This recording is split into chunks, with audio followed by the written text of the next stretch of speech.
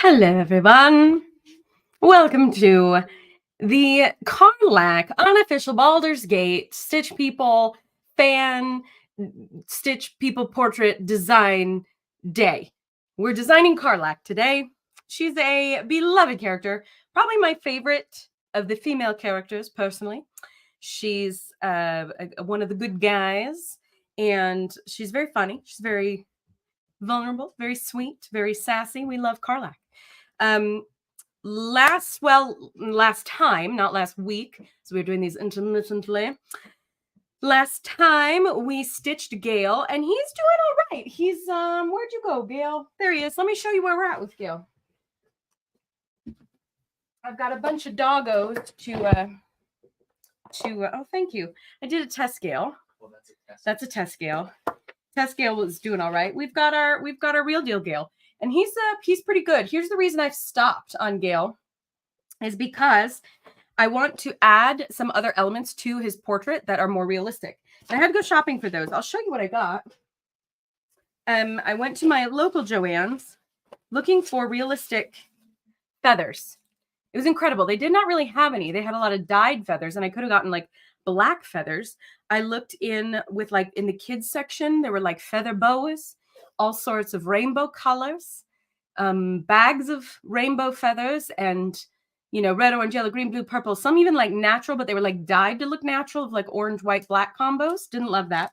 So what I did for some additional elements for Gale is I bought like this little chain that I was thinking I would dissect and use links for his little chain moments here. And I also, this is going to get a little bit sad for some of us. For me, the only realistic feathers I could find were like little tiny birds. And so I bought one of these, and I'm gonna dissect him. I'm gonna take him apart. It's gonna hurt my heart. I'm gonna be honest. They're so flippin' cute. He's just like a little bird ready to decorate a wreath or something. Nope. I'm literally gonna cut your wings off, my guy. And I'm not happy about it, but literally, like, this is the exact feathers I was looking for, and the only place I could find them was in context of a bird. So I will probably finish him in the next week or two. I'm also going to use a skewer, a wooden skewer stick. We're going to cut it. We're going to take it out to the shed. We're going to stain it. We're going to stain it like his quarterstaff. Then we're going to wrap the tips with metal to make his weapon look legit, and we're going to fix that to the portrait. So I think Gale is pretty much done being stitched. I'm also debating, I'll be honest, I'm also debating if I should do satin stitches along his skirt, for lack of a better word, around his robe. If I should just go for that. The way that I've done his shading to like around his leg, should I use that technique for the whole robe? I'm leaning towards yes, and I'm just reluctant to do that. I don't think I'll do it for the top. I'll leave the top textured. We'll see when we get there. I don't know, you guys. These are the decisions you have to make, and that's the reason Gale's not done yet. Because I think about these things, and they keep me up at night. No, they don't keep me up at night, but they do delay, because finishing Gale would mean making concrete decisions, and when you are overwhelmed by decisions in your daily life, you don't like making more of them. So, without further ado, we're going to move on to Karlach. Yeah, tiny bird. Hello, Luna. Welcome. Thank you for being here. And yeah, thanks anybody watching in the future. I realize most of our viewers are non-concurrent, as they say. So I'm going to switch to my, I'm going to let Spencer, my hubby and partner in the background, switch my view for me to include my screen. Huzzah, here we go. There it is. Hi, me on the left, screen in the center. We have Karlach. This is who we're going to design. And what I'm wanting to do for each of these characters, if you've played this game, they all have like a little something special. They do something special. They have a special power. They have a special companion. In Gale's case, I pulled him over just in case, where, just to show you what we did. So with Gale, we have well, I'm just calling it a cat. It's a Tessa something. It's a cat with wings is what it is, hence the feathers that I was the aforementioned feathers I'm going to steal from the bird that I bought. Karlach, on the other hand, I think she's a tiefling or a devil. I'm not sure the difference between the two of those, to be honest. I'm not super well versed in Dungeons and Dragons lore. Played a few campaigns. I think it's fun and I really like this game. Otherwise, don't know a whole lot about it. So there's all this lore that like there's different like hells essentially that you can explore as almost like their own galaxies or like their own oh, what's the word I'm looking for? Like their own reality. Like you can go travel there, and there's like people and communities and like creatures and things. Anyway, I think her story is that she was like a human, and then she was conned and like kidnapped or something, and turned, or she was somebody's bodyguard. Anyway, whatever. She was turned into this. She's a warrior now, but she's a good person on the inside. We love Karlach. I've never designed anybody with bright red skin before who is actively on fire. I've never designed somebody with a cool leather situation. She's got this cool like armor. You can see in her heart is like a machine to keep her on fire. So she's a good warrior. So we could play with fire. She also has the ability to like go into mega fighter mode, and when she does that, this cool like pattern breaks across the ground. So I was thinking I could do that for her. We'll see. That might be getting into stitch territory, but just thinking out loud, I could stitch that with the metallic floss, the shiny metallic floss, or I could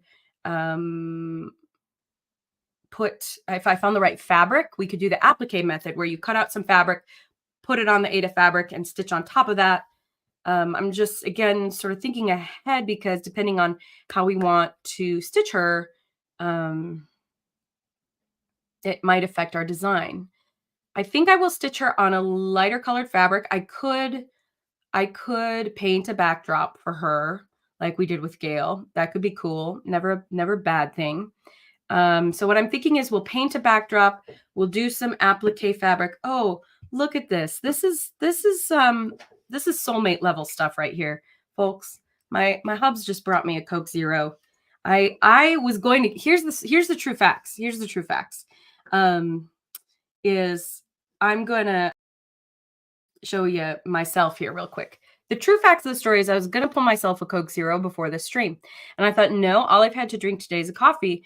I don't need more caffeine. If I'm going to have something cold and sparkling, I'll just get a sparkling water, which I did. This is still cold and fresh. And I was like, I'm going to force myself to have one of these because even though it's carbonated, it's at least better than just going caffeine to caffeine.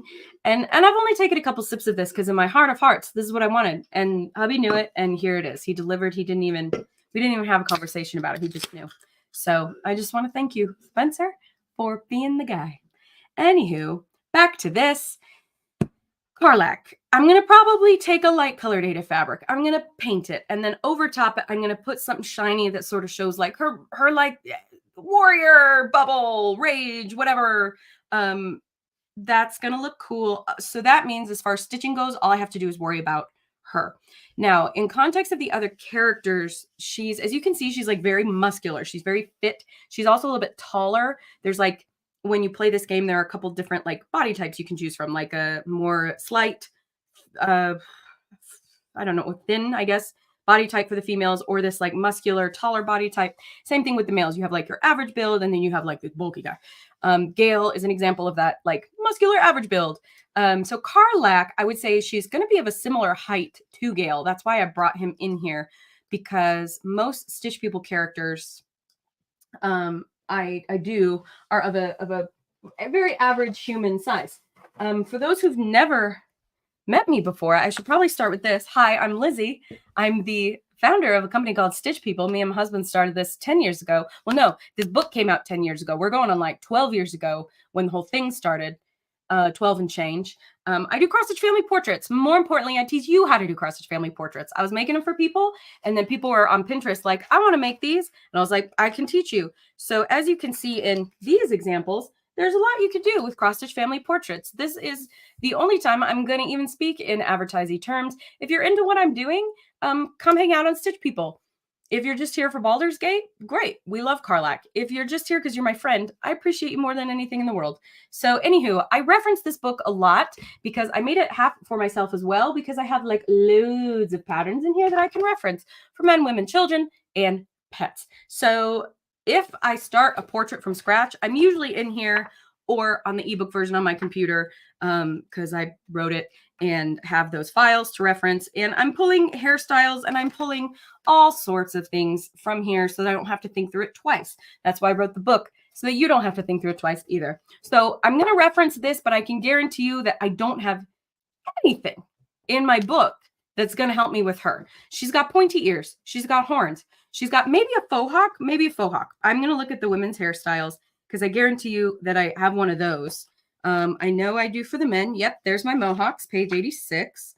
For the females, and obviously you can use any hairstyle for anyone you do. Yeah, okay, page 68, I have some of these like shaved heads, whoop whoop, or some, you know, some of these. So that's going to help, but it's also going to come down to when we're stitching it, what our color choices are. But there's no horns on the head. There's no, what is that, like a freaking battle axe? We don't have one of those. We also don't have awesome leather armor. We have boots.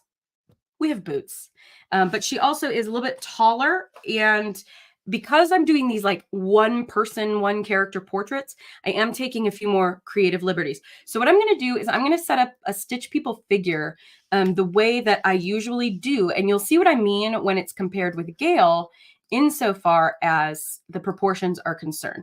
So let me color pick her skin color. I'm using Adobe Illustrator. That's because I have a background in graphic design, which is great. If you don't need to learn this program. Oh, cool. I have to quit and reopen this program really quick. Full disclosure, I got a new computer recently. Nope, that's a lie. My husband surprised me with a new computer, and it's a lot faster so that these streams don't get so freaking bungled all the time. Because yeah, we've had trouble with stream quality. So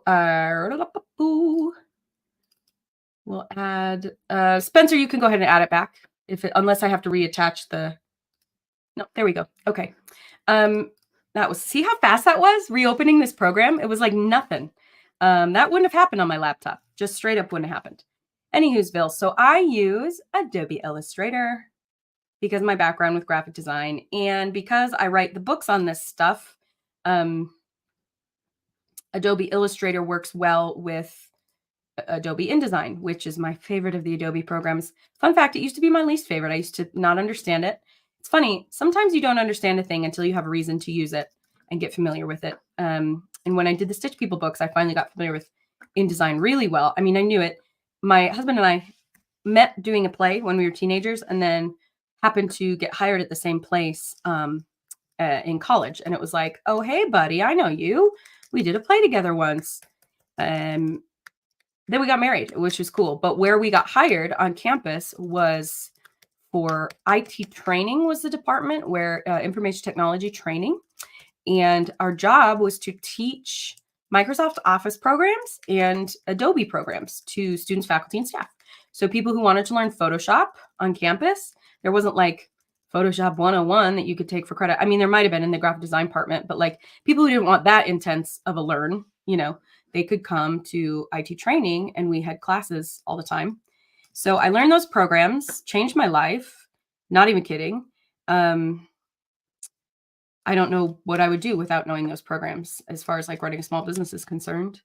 Nowadays, you have things like Canva and stuff that can really help. But 12 years ago, that did not really exist. So anywho, that's where Spencer and I reconnected. That's why I know these programs. And it threw me into a world of photography and photo editing and graphic design and website design and building and all this stuff. And that is why I know Adobe Illustrator and InDesign. Cheers. Those were my least two favorite. I was a Photoshop Pro 15 years ago when I had the job. And Adobe Flash. Does anybody remember Flash? I was really good at that, animating. Loved those. Now I don't use Photoshop hardly at all. I do photo editing in Lightroom. I love Lightroom. And I use Illustrator almost every day. Illustrator used to be my nemesis. Here's what it comes down to is the pen tool. But once I mastered the pen tool, now I know how to do vector stuff. And InDesign is for like magazine layouts, printed stuff. And gosh, I love InDesign. What a slick program. So this is a Stitch People person layout. Let me just double check my proportions here. 1, 2, 3, 4, 5, 6, 7, 8, 9, 10. Sure.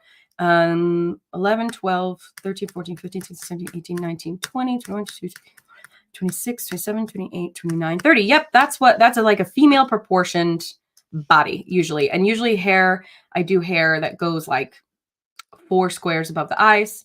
This is just how I do things. I know some people have their own personal take, and that's fine.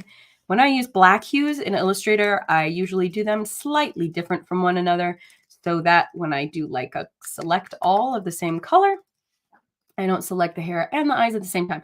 So I know this looks ridiculous, but like this is what a Stitch People person layout would look like. And if you compare that to Gale, you will see he's a lot taller. We built him up quite a bit. Usually a male body type is going to be like a little taller than the female one. Just again, we're speaking in averages and generalizations.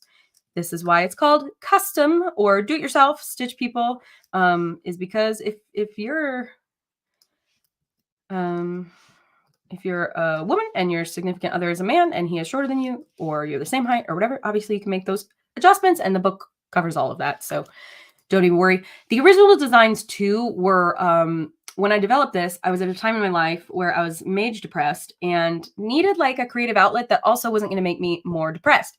Being a high achiever kind of type A personality, ADHD person, I thrive on like productivity.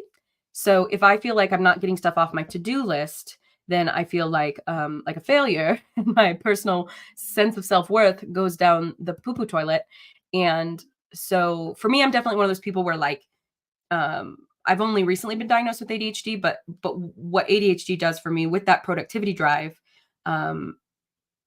that like begets the depression. I didn't know that at the time, but the reason Stitch People was developed is because like I wanted to craft, and getting into cross stitching sounded cool, but I didn't want to do any of these big projects with like 100 colors, and it was going to take me 25 years. Not kidding. I have unfinished projects that I started 20 years ago.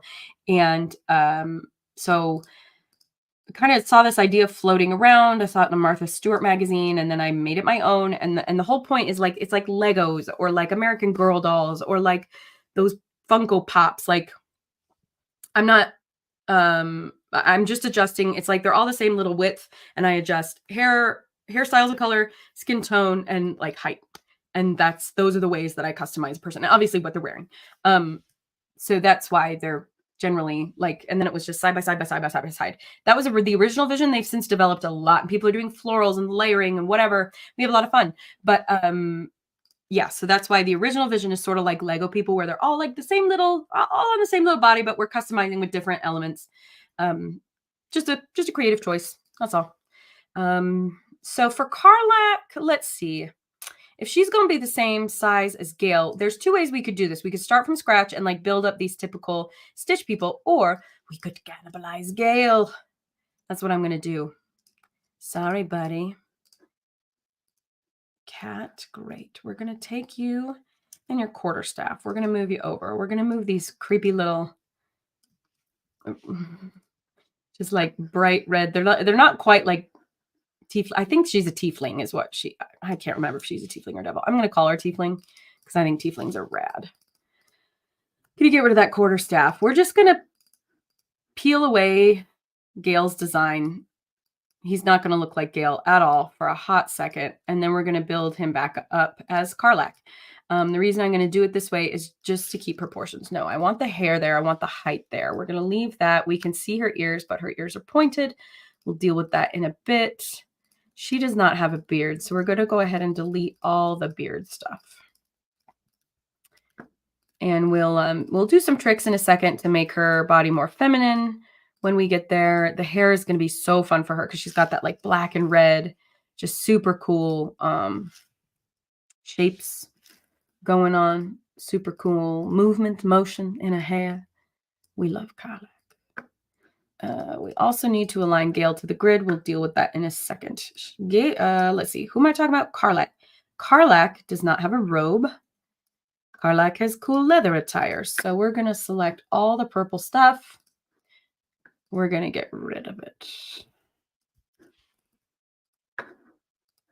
Same fill and stroke. Delete. We're going to delete all of this stuff. Same fill and stroke. Going to delete the collar. We don't need the collar. We don't need the tattoo situation. It's not a tattoo, but, you know, whatever for the sake of this design.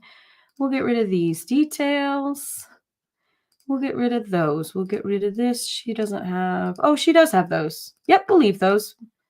Cool. I'm going to get rid of the belt situation.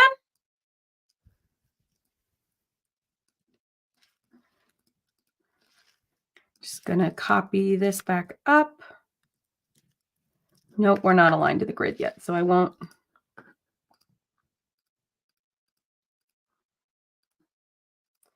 Just paring down Gale, making room for Karlach's design.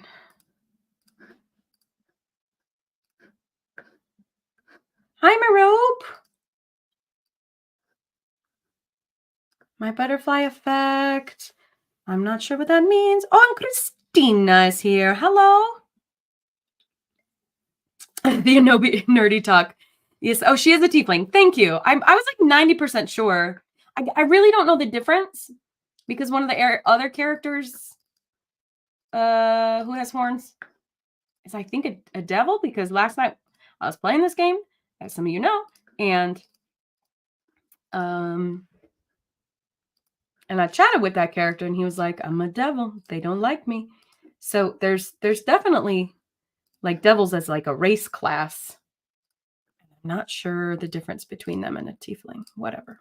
Anyway, I'd be happy to nerdy talk all day long. I love Adobe. And Adobe, actually, I'm in the greater Salt Lake City area. And Adobe has moved their headquarters to me personally. They said, you know what, Lizzie? We're coming to you. Just kidding. They didn't. But they are just like 20 minutes up the road, which is nice. Okay, Gail, you look insane. You look insane, buddy. And it's not about you anymore. It's about Karlach. So we're gonna go ahead and do that. Just getting rid of some of the Gale choices. We still need these. We'll deal with the arm things in a second. And I'm leaving the hair. We like the height of the hair that we landed on with Gale. We'll fill out this.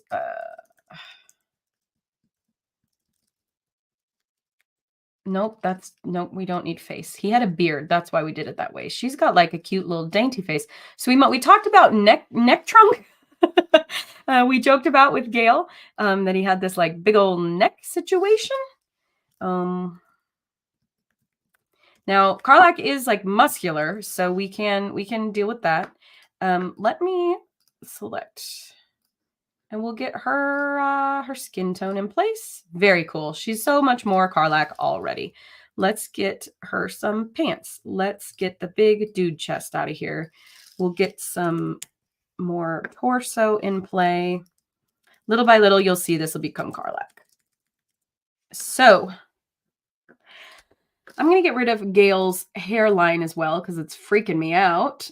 We'll deal with hers in a second. I just want to leave the height of the hair in place because that's going to help us. Now her, okay, well, gosh, there's so many places we could start. Her eyes are light, and so when we stitch that, we're going to want to like her, because there are some tieflings whose eyes are like, you know how human eyes are like white with a color and black in the middle. There's some tieflings that have like black eyes with a color and the black in the middle. Hers are normal, like human eyes, like white with the color. What's so funny is that as I was saying normal, I was like, oh no, I'm going to offend somebody, talking about a fantasy race of people. It's like it's human eyes are white with the color and the black pupil. So in order for that to come across, because then she outlines in black. So we're going to have to think of an interesting way to stitch that. Oh, Valentina, hello. Thanks for hanging out, you guys. No pressure to stay the whole time, by the way. These things just take time, and it's for the stitchies among us. Some people, you know, it's nice to see the process all the way through. So come and go at your leisure is what I'm getting at. This looks like a freaking Star Trek character is what it looks like, to be honest with you. She's pretty much got these boots and leather armor, like all the way up her body. She's got like these great hips because she a lady. So I don't know, I'm caffeinated as we've discussed. I'm really just thinking about where to start here. She's also got like a tattoo on one arm, but she's got all this scarring on another arm because she's on fire all the time. So she's got a lot of detail. She's got cool stuff in her hair. I'll get out of there so we can see these pictures even more clearly. You see what I mean? There's like a lot of details, and you see what I mean about the eyes. Cool, heavy eye makeup. She's also got freckles. We could take those or leave those. Usually I don't deal with freckles on a face. But she's got like great makeup happening. She's got cool stuff in her hair. She's got all these buckles and rivets, and you can see her heart is on fire in her chest, tattoos on this side, rivets on her body. Because in order to live in such a hot place as is the land of like the underworld, when she was like converted into a tiefling, or whatever, maybe she's born a tiefling, but when she was converted into a warrior, like you gotta like have a machine inside you to like take the heat. So this is looking really bizarre. First of all, I think we need to just give her like pants that are all the same color and not like these robe colors. That'll help my brain. I'm going to take away the Gale colors. We'll put her arms the same color as well. Her arm. I wish I knew. Listen, I wish that I could speak in terms of armor and like suits and whatever outfits, because I'm like forearm bands, protectors. I don't know what to call those. Gloves? They're not gloves. They're like forearm guards. I don't I don't know. Then she's got this leather stuff all up her body. Okay, so Gale definitely is like shoulders man. So what I'm wondering is with Karlach to make this a little more feminine, because she got curves. She a fit lady, but she a feminine lady. So what would happen if we brought her arms in Stitch People style? Yeah, because her arms, like the way they relax against her body, is a little more natural. Then we can bring her waist in like so, like this. Ka-chow, ka-chow. That might be too much. We could do half stitches. We'll see what we need to do. And then we give her some hipperoons. That's short for hipperoony, because that's the kind of mood I'm in. And if we take this down, ka-chow, ka-chow, bring these blammo. Give her a little figure. Now she's looking skinny is the thing. She's looking a little bit more like the other style of characters. And while I'm not doing a group portrait is I guess the word I'm looking for, I'm not stitching all of these guys side by side, but I do want to account for how they look in context of one another, just for the accuracy of it. We do half stitches. Is that going to be enough for her body? Closer than it was. We also, the legs being only 2 squares wide doesn't give us a whole lot of room to do her,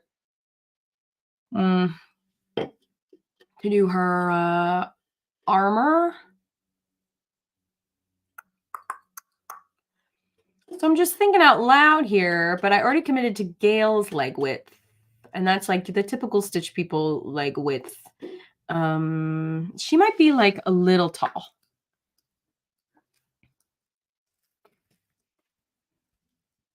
There we go. Just like yeah, see, even that feels more comfortable to me. Just one row less. We could do we could bring her hips out and around her legs.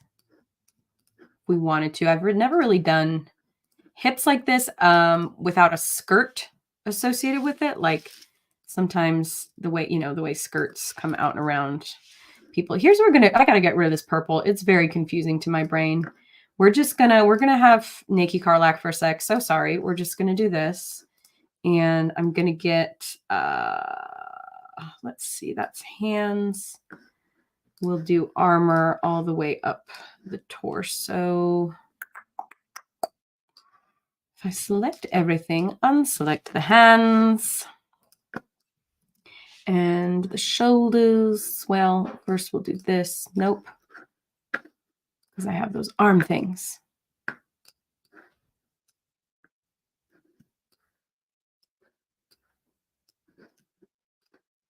There we go. Gail's colors are officially gone. And we'll just do like a rough sketch of what her armor looks like across her body.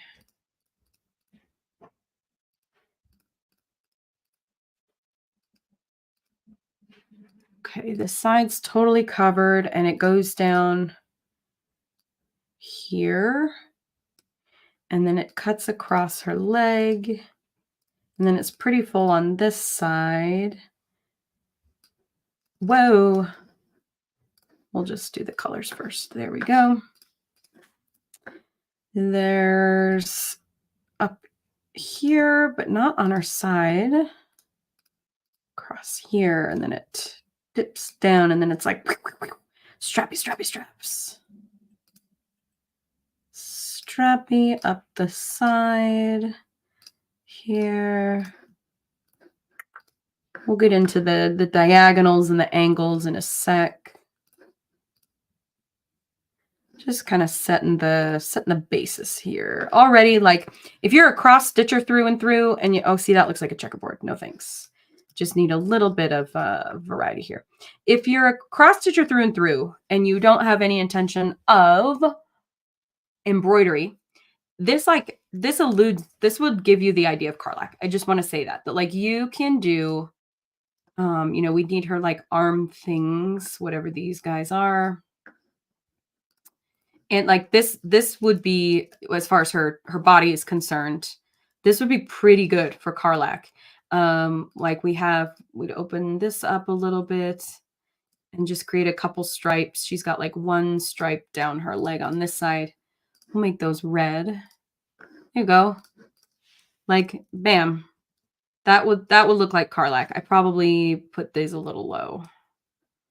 If I replace this, because you do want to think about that. You want to think about what your skill level is, what you like to do, what you're into. So if you're going to be embroidering a lot, great, then keep on keeping on. But I just want to say, as far as Stitch People is concerned, we are taking like full humans or full characters and boiling them down into like a 1 inch by 3 inch max space of 14 little squares per inch. So you can lean into that pixel art situation and not get too caught up in accuracy, because at the end of the day, we are, my phrase is that we are representing, not replicating, right? Like there's no way to get it 100% accurate. You can get pretty darn close the more complex you want to get with this, but yeah, so just to keep in mind, like this would be a really good basis for a cross stitch Karlach. I want to take it a little farther as far as accuracy is concerned. Let's see. Where can we go with this? Her outfit is very intimidating to me, and I'm going to be fighting with it for a while. Let's get comfortable with her head and hair, because that's going to be more fun, and it's going to be a little bit more bang for our buck as far as like, hey, that looks like our friend Karlach. Love to see it. So here we go. Let's spend some time there. We have, start with the ears. The ears are very, very visible because she's got a shaved head on this one side. They come into her face and then they come off the face. So if we get the correct shape of the ear, blammo, that's the angle we need, but it comes to a point like so, like this. Great. Ta-da, pointy ears, everybody. I honestly feel great about that. As far as what we're doing is concerned, no notes. Great. Dunzo. Her lips. Let's move the lips up. We move them down for Gale because Gale was Gale and this is Karlach. So we need red lips that are just a little bit darker than her skin. Her eyes. How will we stitch those eyes?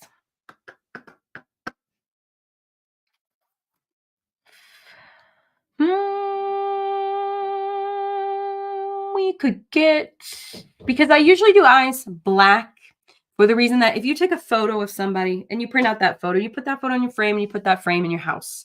When you're looking at that photo, you can't really see that that person has blue eyes. Usually, like if it's a little group photo of people, right? If you take a photo and get a human person to be about the same size as a Stitch People character is what I'm getting at. So I usually do black eyes just because it centers the face and it looks a little bit alien-like if you use blue eyes, unless that's like really, really, really what they look like bright, big blue eyes. So with Karlach, her eyes really do pop out because of her like tiefling bright red skin. So what we could do is do the outline in black, black or gray, this dark eyeliner. Then what we could do, cross stitch black. If we did 2 outlines, this is so crazy. I've never done it this way. But if we did 2 outlines, one in white and one in black, and we put them inside each other, we could do it like that. That looks psycho. That looks psychopath. She looks like a pirate or something. I don't like that. I don't like it at all. We could do, okay. We don't need to outline the eye in black because we can do the makeup another way. Let's get rid of Gale's eyebrows. Get out of here, Gale. What we can do is eyelashes will allude to the look of eyeliner, just to make it, it will look more feminine if we give her little quarter stitch lashes. Already she looked more feminine. That's sort of our eyeliner situation. Would it look weird if we did it up from the bottom? Maybe we even do that. Maybe we even do a little quarter stitch, or even just I don't know what to call that. And because I'm not, like, a quarter stitch would be straight into the center. We go, that could be cute because she's got that cat eye situation. I'm debating. I don't like it. Not for now. Not until we figure out what we're doing the eye color. Now her eye color is kind of gold. So what if we sample that gold? Oh, that's not going to be right.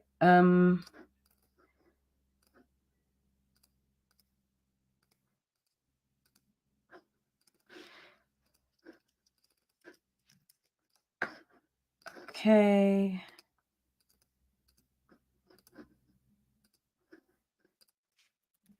Gotta zoom on in.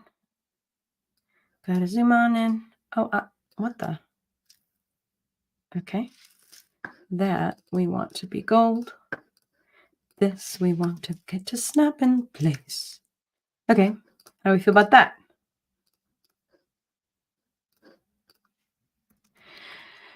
Getting closer.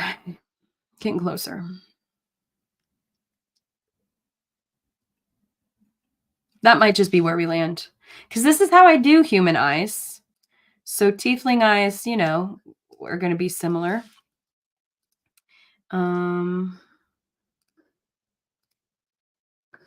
we got the little sparkle in the eye, right? That could be enough. But we might want just a little more pop of white. Now, the reason you might be like, well, just do it like a normal eye. Here's why I'm not. And that's why. That's why I'm not, because I was going to do that. And then if we added like a French knot in the middle, Like it just, that's not, it's a little bit, I don't like it. It's a little unsettling to me. In my opinion. If we wanted to do like an iris, French knot, like a true iris, like that makes it way worse. We could get cute and make the eyes look around. That's, I mean, it's its own style. I guess it's not my favorite. I'm just gonna undo actually. Blammo. So I think this is where I'm at personally, as far as her face is concerned, for now. Here's what I'm gonna do so I don't have to keep zooming in and out, making you all seasick about it. Making myself seasick about it is we're just gonna zoom on in. Okay. Let's see now. If that's where we're at with her eyes, with these slightly bigger characters, it's making sense to me to have a little bit of more detail in their eyebrows. Gale is a very sympathetic character. Karlach's like a more intense character. So I think, Gale, we tried to give these like row kind of eyebrows. I think hers are a little downward facing. She's not mean, but she's like, she a baddie, like she's a warrior. So if we give her eyebrows,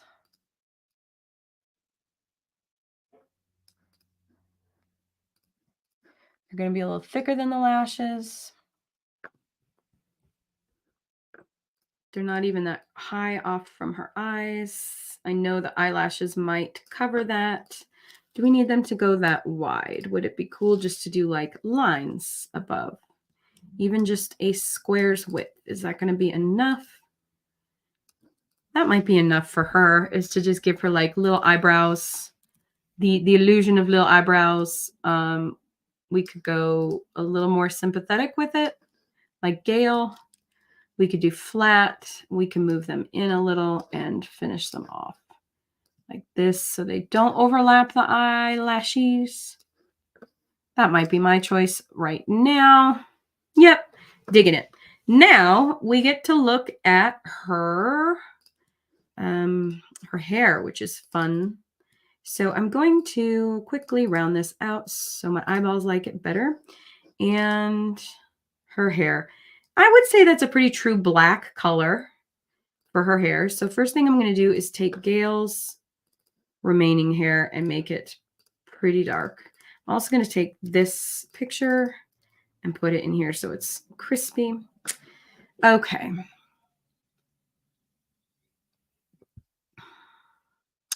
Looking at her hair. Looking at her hair. Now I am going to reference my handy dandy do-it-yourself Stitch People book. The way that you get a shaved side is by showing like the portion of the head that is shaved, but stitching it in like a slightly, think of it like a Venn diagram. Like if you take the skin tone color and you take the hair color, how are they going to mix in the middle? And that's like a shaved head effect. Oh, I'm just seeing in the chat. It's going to be perfect. Oh, thanks, Marope. And good luck with the kiddos, Christina. It's just fun to see Christina. I like that name. So I'm going to represent the shaved portion of her hair. I'll probably just do it as a little line. And it's not going to be black, because that would look like the hair is all filled in there. And it's not going to be the same color as the skin tone. We're going to do something in the middle where it's like mostly skin tone with a little shade of hair. Yeah, kind of like that. And then that we can see from the picture on that's not included in my group here. There we go. We can, I mean, she's the hair is shaved very, very close to her head. So with that in mind, I'm going to just take, I'm just going to take this square up and over, and then that the horn gets in the way. She got one full horn and then one got chopped off. Presumably by a sword in battle. We should probably set the horns in place because the hair goes all around them. So this is going to get interesting. How are we feeling about the forehead? She's got a little more forehead. that the horns eat into. We'll like round this all out. Don't worry. In fact, I might get ahead of it and just... Okay. So we're going to be working with a lot of diagonals. I'm going to sample the color of the horn, which is like a taupey grayish. And we want to, I'm eyeballing as I go, but we want to match the correct angle. One trick that I like to do is if you printed out a picture, you could do this. If you have some sort of app on your iPad or on your computer that allows you to do this, you can do it this way as well. But I'll just take your pen or pencil, take a highlighter, in my case, I'm using like a line tool, and you can trace essentially what you need to do to help you get the shapes in your head of what you need to do. So for example, this horn is going to be like this shape basically, and it, more or less is this shape. This horn, the hair comes up and over obviously, but it goes this way. There's an angle like this, and then it swirls. Now I'm going to do two lines here. I'm going to line what I see as the edge of this thing. And obviously this is round. I'm just doing lines because that's the tool that I'm using. We'll round this out and keep that in mind. So there's the actual visual edge against the backdrop of the photo. But then there's the edge of the horn itself, because we know the horn is not like a 2D image that looks that shape. What we'll need to do is accommodate for the shape of the horn. So I'm going to just switch to a yellow so you can see the difference here. So there's this line that we're going to want to honor that will help us show the swirl, I guess, of the horn. And I think that will come down like this. And lucky for us, actually, probably more even like that. Lucky for us, the other horn is cut off. So there's just really, there's maybe that ridge we can look at. So there's a couple different lines to keep in mind as we build this out. What's cool is we're working on a grid, and grid are 90-degree angles and 45-degree angles, usually, unless we're doing these wacky 2-to-1 ratio stitches that don't actually super exist in cross stitch, but I use them all the time in Stitch People patterns because they're useful. Sorry. I'm going to copy them. I'm going to turn them around, and we're going to slowly build this first horn together. This guy can probably go like this and get him into place. So pretty much we've already made the majority of that first shape. That actually, like, this is going to be it. That's the shape. It's not exact. And we're going to have to decide if we want to use the existing grid and hold of the Aida fabric, because this looks a little thin in context. Like the horns on her head are wider than her eyes, right? And here I've got a horn that's about as wide as her eyes. So something else we could do is like this.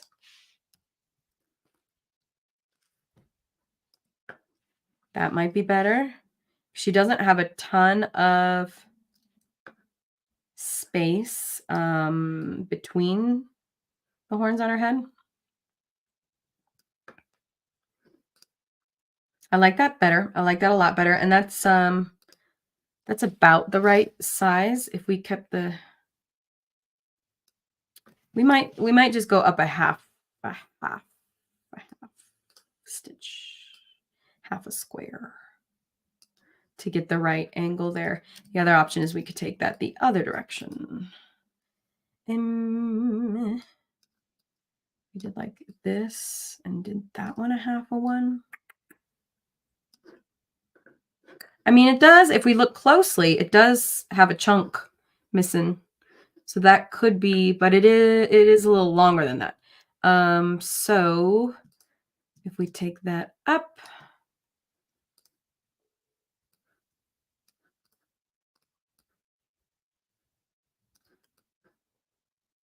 this is just to represent getting that little tiny angle. There we go. Feel all right about that. And if maybe that one extends like that.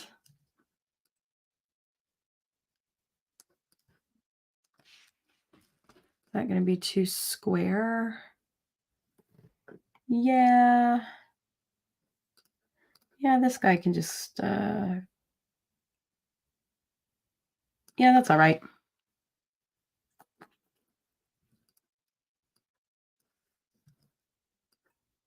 Nope. Sorry, just using my brains. Okay. Yeah, I feel all right about that. Feel all right about that. Cool, cool, cool. Just looking back and forth. We've also got these at the base of the horn. There's what we'll do is use straight stitches to create the effect of what we see at the base of the horn. I don't even know what to call that, but you know, there's some, I don't know, like at the genesis point of the horn. There's like some business going on. I really don't know what to call this. There's probably a word for it if you're like into animal husbandry. Which I am not. Surprise, surprise. But whatever these are, all around the base of the horn, from whence it grows from here forward. We'll just represent that with a couple of diagonals. Oh, let's see, this guy, just gonna do that. My green outline did cover up a little bit. What's going on in here? What's going on in there? And we'll just honor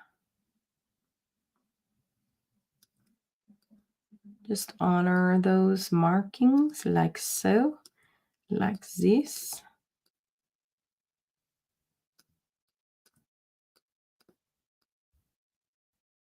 We'll deal with that when we stitch it.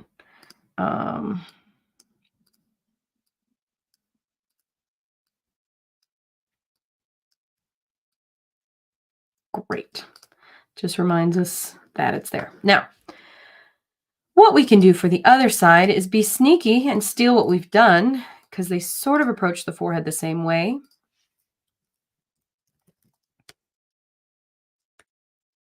Except, oh, I'm noticing we're at our hour mark. Almost. Well, we've been streaming for 58 minutes and 33 seconds. But I do want to take just a little 5-minute break when we hit our hour mark.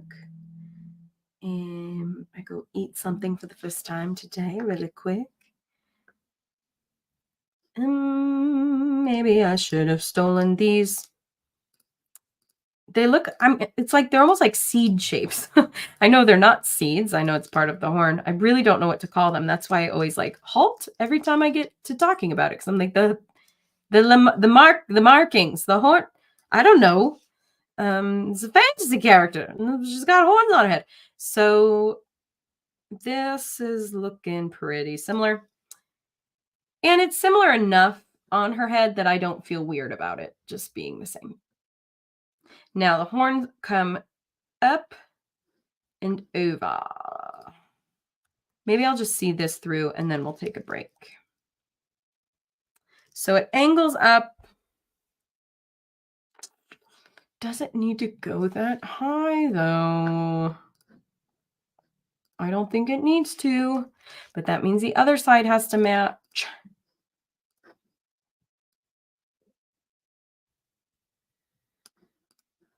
So we take this one back down. That's going to ruin this whole business we decided on. Maybe that just needs to be half. Yeah, that's just how that needs to go. And if this guy goes like this and he just goes like that, that's kind of cute. Except that's even more.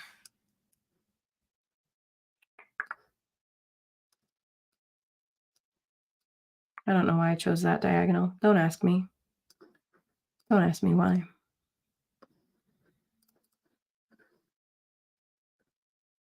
That's all right for me for now on that side. We'll stitch it. We'll stitch it right. Because now over here, I wanted this angle to be more correct. So this guy lifts off the head. It goes up and over. We have a full square. Yeah, it sort of flattens and then curves down. There's a peak to the shape.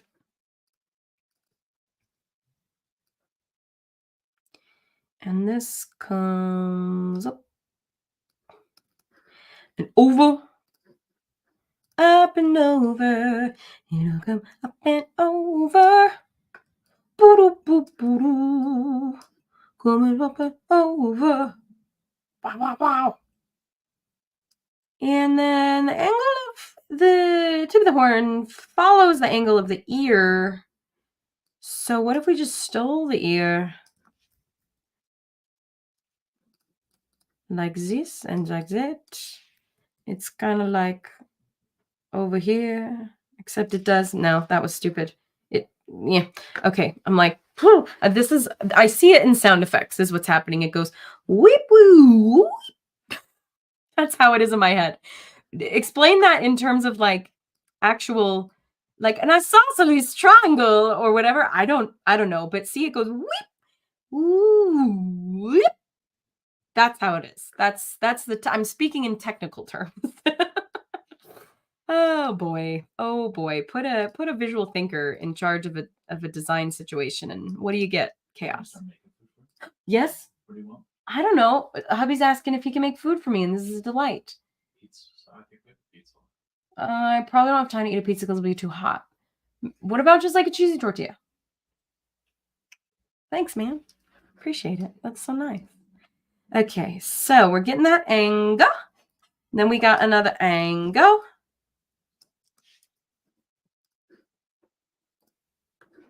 Cool. This goes like that because the angle evens out. This will go like this. Blammo. And then this will go like this for the little. See, that's what I need, is it to go whoop. I'll deal with the tip in a second. I know what I said. Let's cut that off. And then, oh, but the angle's wrong now. We'll see what happens if we put a whole square of space in there. I'm worried that it's narrows too quickly because, again, it's wider than the eye on our forehead. And so that full width goes all the way up. Then it begins to narrow in the middle section where like the twists. What is that? Like a spiral? It's like a ram's horn, right? So it starts twisting back, but then it's not until it flares out that it gets even, finer.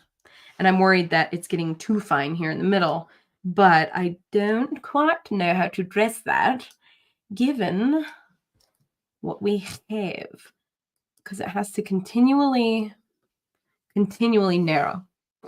Okay. Boo, boo. Bless my soul. Herc was on a roll. That's been in my head a lot this week. 90-degree angle? No. Could do like this if we... But now we're also... Like, look how far this is getting from her body. Because it doesn't go over her shoulders too much in the actual thing. And so here, even though this is typical with Stitch people because they have these big old heads, we want to be careful about things getting too insane. So what if we did this? Again, we're representing, not replicating, right? So maybe if we just go with it and pull it in, like, does that allude to it enough?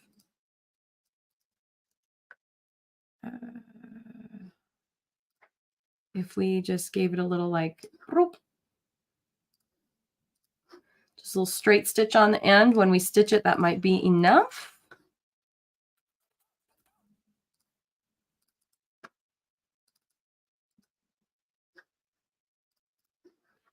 For this to be representative. So that'll go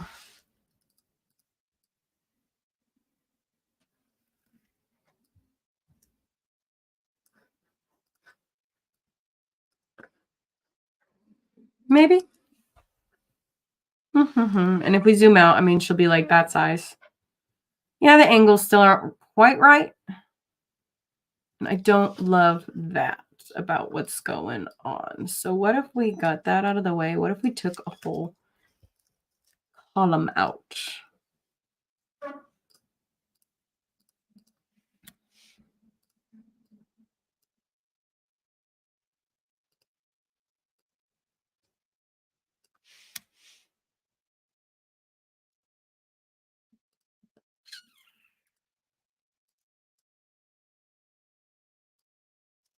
We could also do half stitches. We've always got half stitches, folks. It's who knew it was such a thing, you know? We did. We knew what we were getting into. It's okay. No need to fret. I think that's it. I think the half stitch is the solve, especially, I mean, if we're already committing to embroidery, which we are, then that helps. Let's see what it looks like if we change these angles ever so slightly. If we're not going to go exact, then we can have a little creative. That's too thin. Okay. Little creative leeway. So we go from essentially 2 columns, I guess, 2 columns of width at the base of it. And then it goes up into like a column and a half. And then we go into like 1 column into just all diagonals.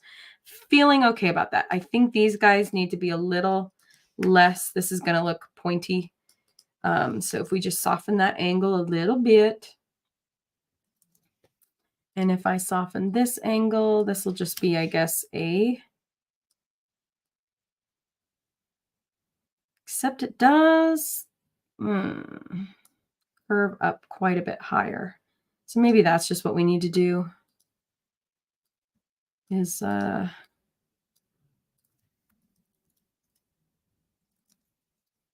if we do like a couple of threads, we'll be able to control that when we stitch it, you know? Hard to do with triangles, but we can do it once we're in the zone. I feel all right about that. I feel like that's in the zone of what the actual shape is. And then as far as like stitch peopleifying her proportions, it has to extend beyond the head, which means it has to extend beyond her shoulder, given the way these characters are designed. The other option that we have for her is, first of all, I'm just going to group together this horn sketch version. And then we always have the option of doing what we did with Gail, which is like move the arms out. She's got, you know, the fighter arms. So we could, I'm going to just do the right side this way and then compare it to the left side. I'm just going to bring everything out a little bit. See what it looks like.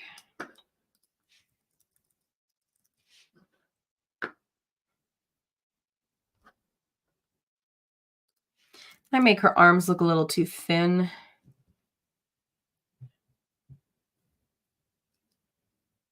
But I can guarantee you that if we did it this way, we gave her, I mean, that's going to be like thick and beefy arms, which isn't ideal either. You see what I mean? If we had a full, well, maybe.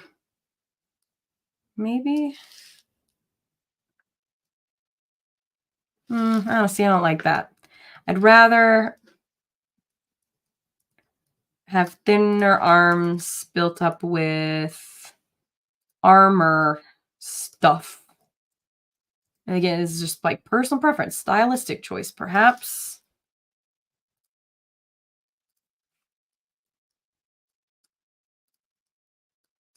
See, it looks good on the one side, but it might not work as well if we do it on both sides. The hips especially are going to be like, whoa, we're going to have to do that, fix that up. But I'm just trying to see if the horn proportions look a little better if we bring out her. Yeah, see, now she looks like she's like a lats. It's like those, yeah. It makes her shoulders and lats look like the strongest thing. And she's like, she does not skip leg day. You know what I mean?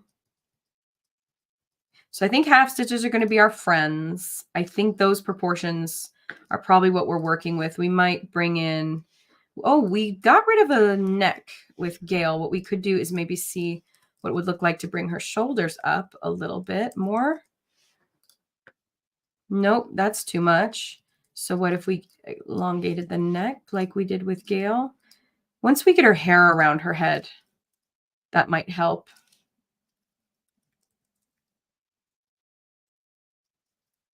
Ooh, brought yarn so I can crochet. Crocheting mushrooms, how cute. Love that.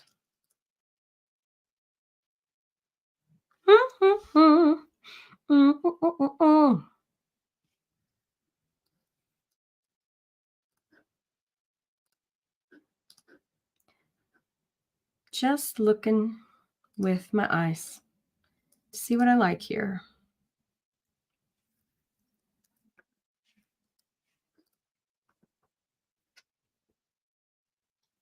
We could also do half stitches like along Karlach's entire leg. So if I get rid of the hips, I know I said I was going to finish up the horn and then take a break. I will. That's still on the brain. Gail, I think we did his shoe. Usually shoes are like 3 little feet squares wide. With Gail, we did 4 because we have like the boots. So one thing I was doing here was like this. So that could work for her. See how it's like it all impacts itself, right? Like, because if the horn on her head is going to extend so far, well, that might run into not issues, but that's going to impact the rest of the body. Yeah, what we might do to get to Karlach territory is just play with the leg thickness. Like if I get rid of her skinny leg there and we look at half of that, like that's looking all right by me. We could also bring the legs a half a square's width in on the inside too, instead of the outside, or both. That might be the solution for her. Yeah, that makes her look like a ballerina. All right. This is what I'm going to ponder while I'm eating a cheesy tortilla. I'm going to pause. I'll obviously we'll keep the stream running, but I'm going to change the view so that there's like a little break. I know we have a background. I'm going to let Spencer do the deal and switch us to just a little pause screen, and I'll be back in 5 minutes. For me, I'm at 12:15, so I'll be back at 12:20, and I'll see you in just a minute.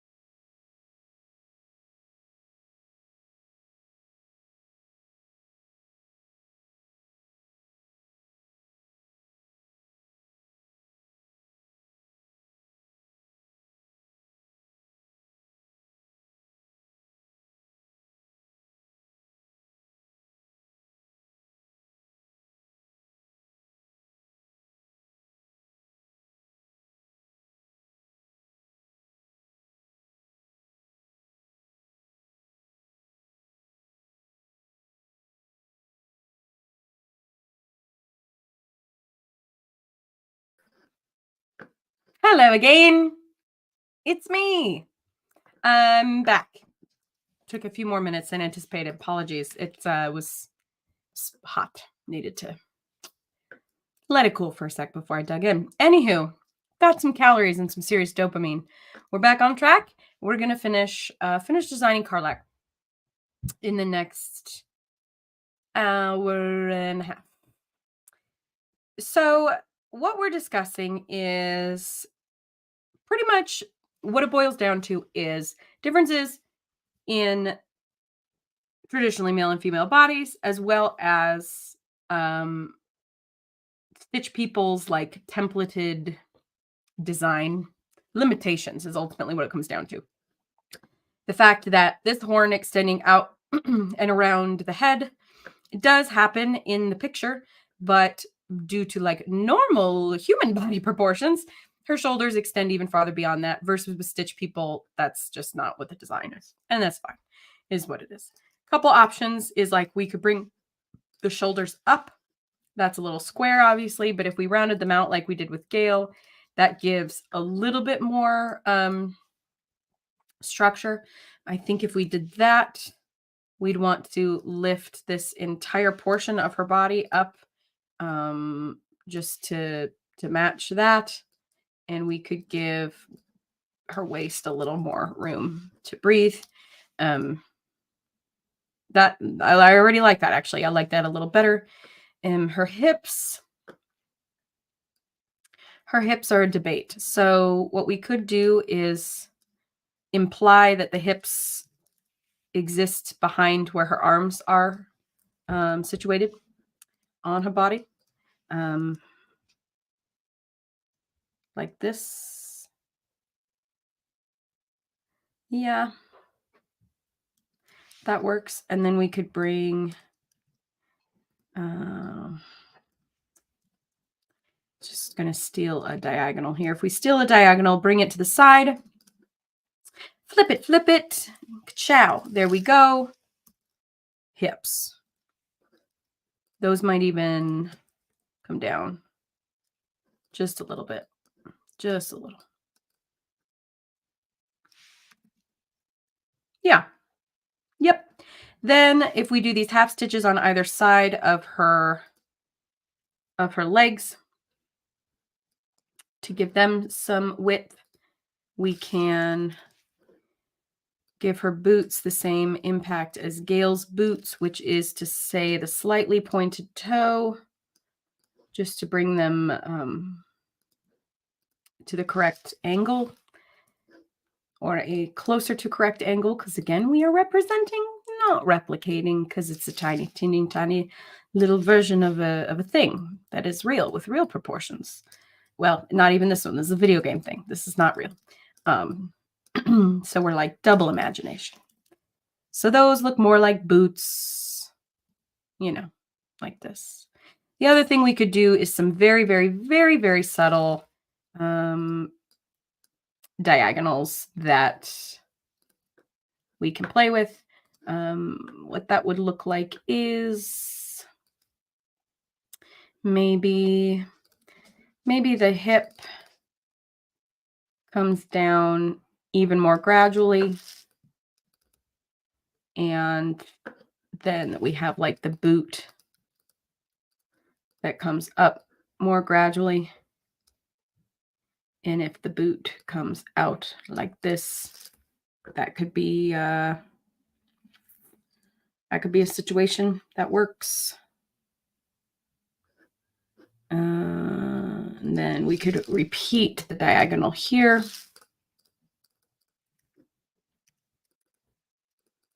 Like this. Or we could, just follow the leg all the way down. That might be it. Because the reason the Stitch People are so small is because the bigger you make them, the more you can justify making them more and more lifelike, you see. And so now we're getting into territory, because they are slightly different proportions than typical Stitch People portraits. we're dealing with the fact that like we can do curvature in the legs. We can do some of these things that when the leg is a little bit smaller than this, it's pretty hard, if not impossible to do. So we just don't do it. That was not like a deliberate choice when doing Stitch People portraits, but it's just something you run into. Because now look, we've done the outer curvature of the thigh. So it's like, well, why wouldn't we do the inner curvature of the thigh? If we're doing that, let's do that. Let's do the full thing. You know, why not? So there's, yeah, I think just like a really subtle line on the inner portion of the thigh is going to be enough to get that. All right. Yeah, I'm feeling all right about this. Now I'm not loving that the hands come in front of the hips like that, but I don't see another way around it without making her just look beefy. Cuz watch what happens when you move the arm out. We'll even move it down a little. Drop the shoulders just a little so it's not so McBeeferson, and then I don't know, you guys. I don't know. Because if we do it like this, then her torso is going to look thick, real thick. And that's going to be too wide, I think.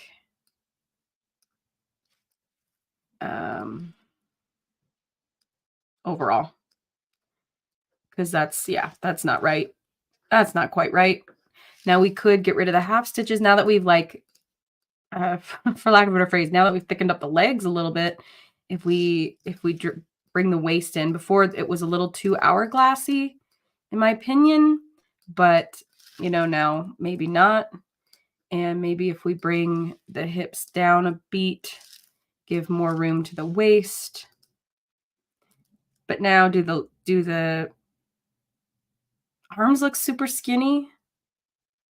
See, it's just not right because her torso is narrow.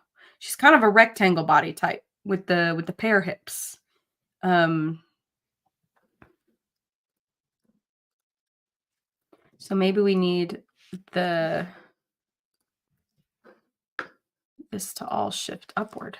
That could be the solution. Or maybe we just need an extra row in the waist. See what that looks like. That might be it. I don't want to get too thick with the arms. I mean, I suppose we could always do half stitches to work on the proportions of the arms. What would that look like? I will show you.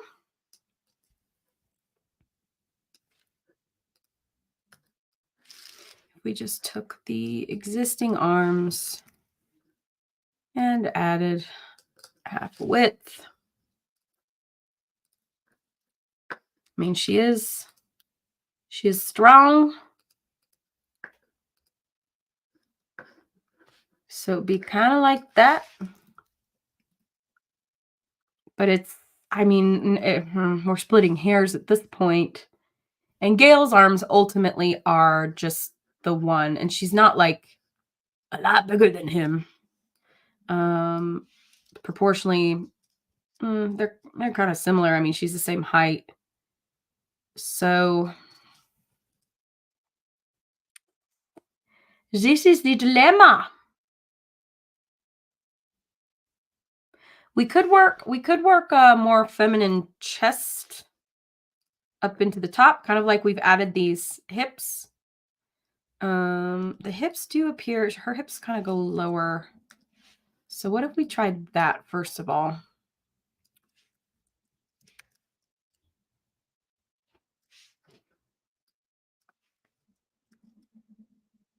I realize this is making the proportions or the armor that we initially did is a little bit off now. I see that. Don't worry.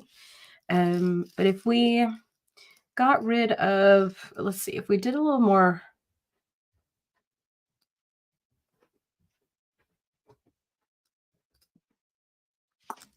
I mean, we could do this just with lines.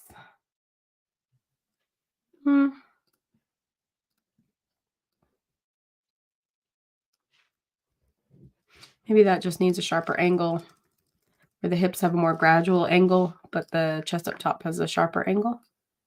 That could work. That could work. If I replace, I'm just going to move this up, see what that does. I think I liked that better. Yeah, that could be it. Now her shoulders look a bit dropped to me. Don't love that.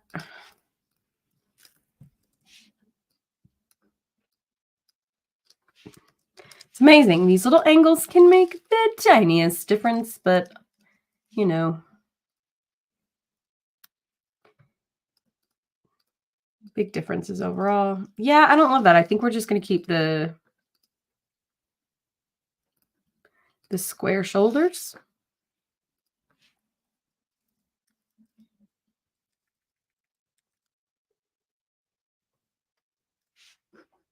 Maybe like that. No, see, now she looks like she's in, I don't know, chainmail or something. But that looks too, that ain't right either. The other option is the neck. Too long. Don't love it. I think this is our best bet proportionally for now. But we'll keep that in consideration. Maybe what we need is just one angle instead of two. I had like a 2-to-1 diagonal into a 45-degree angle. I'm wondering what happens if I have only the 2-to-1 angle instead of both, like this.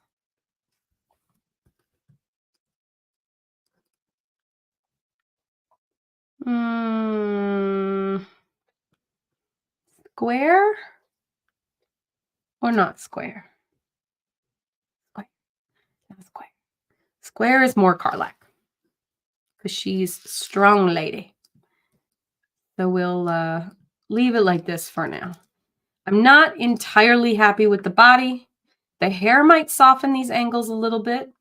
Yeah, I'm not, it's not quite right. It's not there yet, but it's closer than it was. Let's get her hair in place. That'll soften up the shoulders, and we'll go from there. So hair. She's got red and black hair that is like not faux hockey, mohawky, whatever, up, whoop, it goes up the top, and it's sprang down the side. Those are technical terms. Then it swoops around the side of her neck. So if we have this black hair, there is no center part. It just goes woof up the top. So woof up the top. And her hair, her bangs are like, I mean, almost as tall as her face. Almost. So hey, Luz, you know how to look. Anytime we heat up food at our house, the oldest dog in diapers can smell it, and she just licks. She just licks because of the food smells. Let's see. The face is 1, 2, 3, 4, 5, 6, 7. So what if we did the hair? 5. Hi. And looking between these two photos, it's whooping to the side. So we'll whoop it. Whoop it good.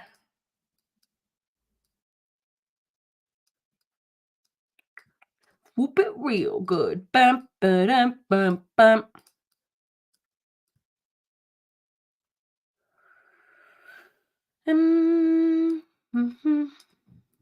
Okay.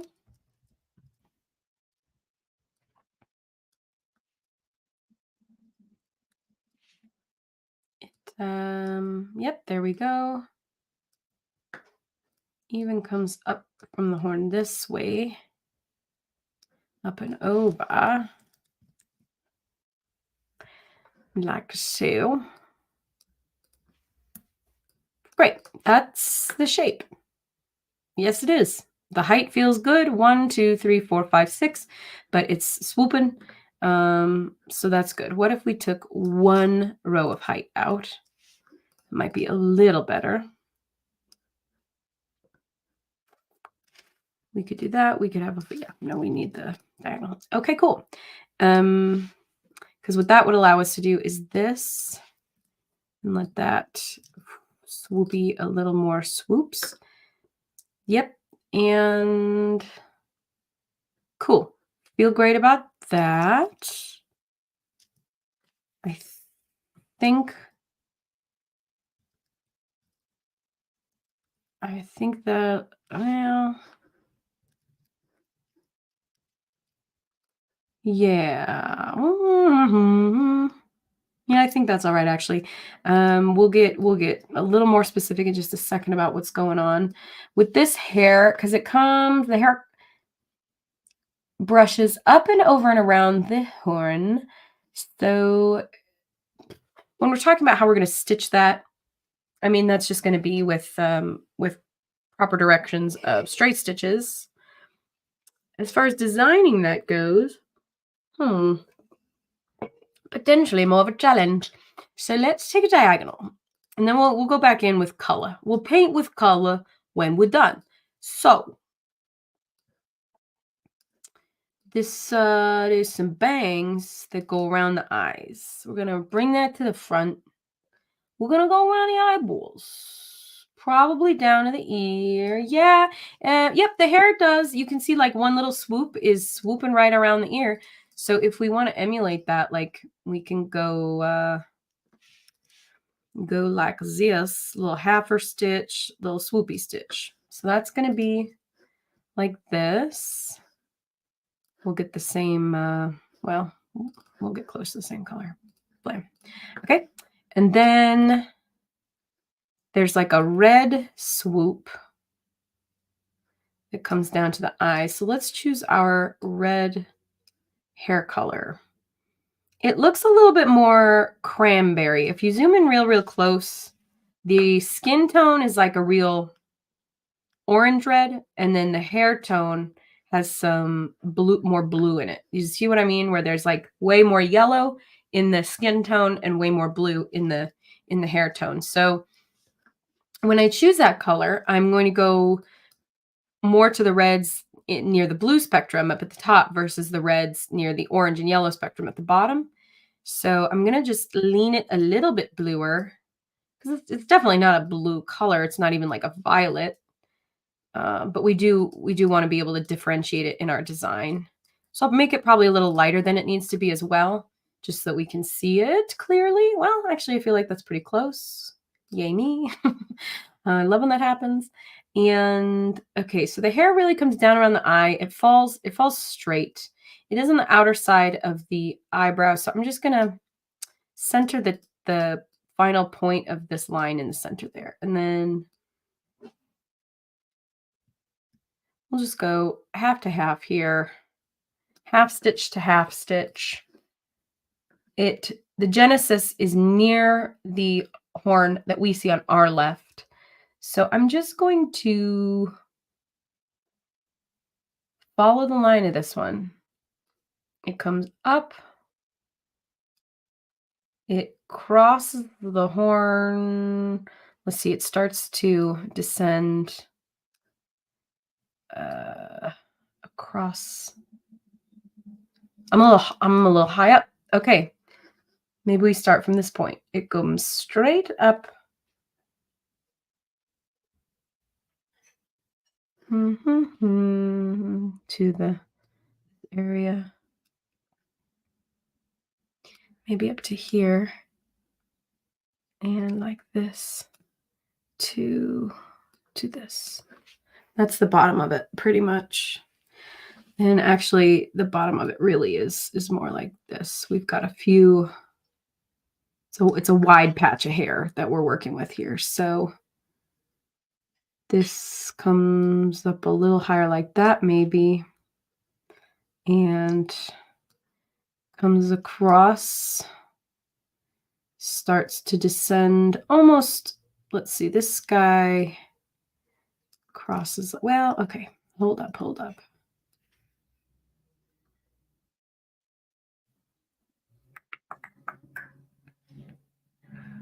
Okay, this guy comes up and over. I'm just looking at the line of the hair. I don't feel the need to trace it because these lines of hair almost are traced. You know what I mean? They're just traced in the form of the hair that they are representing.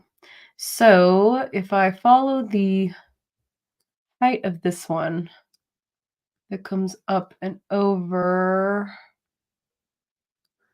like this. And then this guy kind of feeds up in here.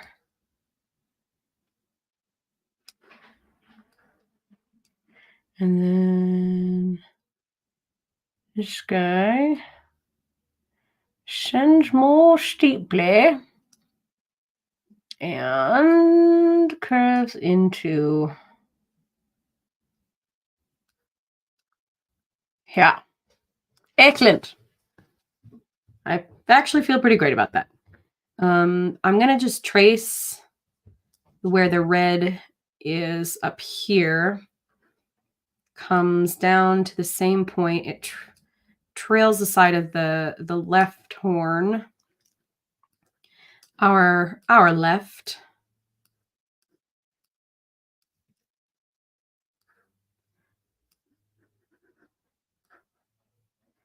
That's fine by me. This is all just, placeholder. We'll make it happen when we stitch it. Cool, cool, cool. Then that's going to be blacks. Then the hair sort of starts to come round the side and behind her head. Great. We're doing it. The bangs are there.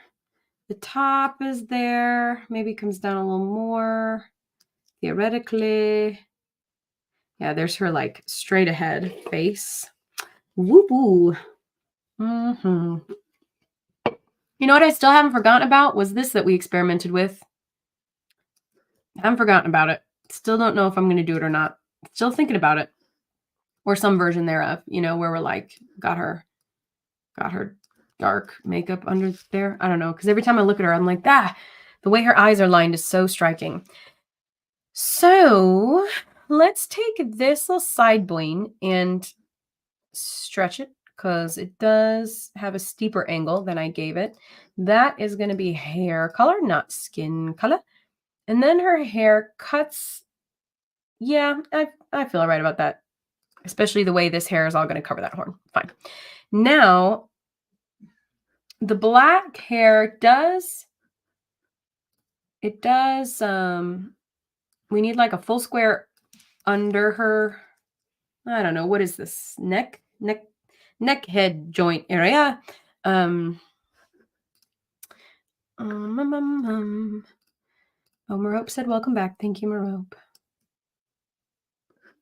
Then we'll do diagonals around the jaw and around the chin because that starts to get cute and choppy. Maybe that even isn't a full square, but yeah, like this. And then same around the ear. We'll do the half stitch because that's what we've got. And then a couple of, let's see, that's supposed to be black. We'll just bring that up to represent that this is the hair. Okay. So, we'll be doing a little bit of straight stitching to get these little like flippy moments happening. Pretty cute.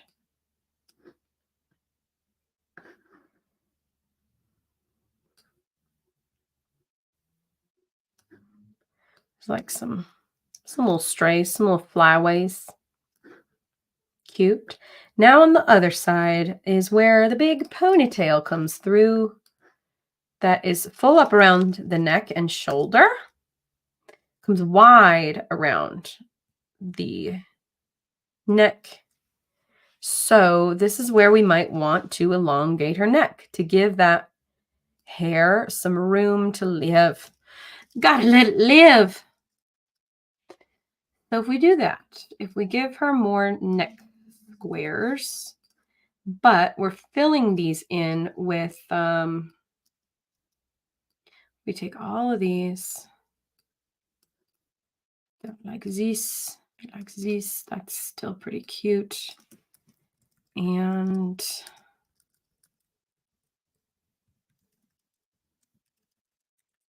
All right, all right. Cute Karlach coming together. Then we can fill in this hair. So where does it angle out from? From her chin. If this is her chin, let's follow that angle.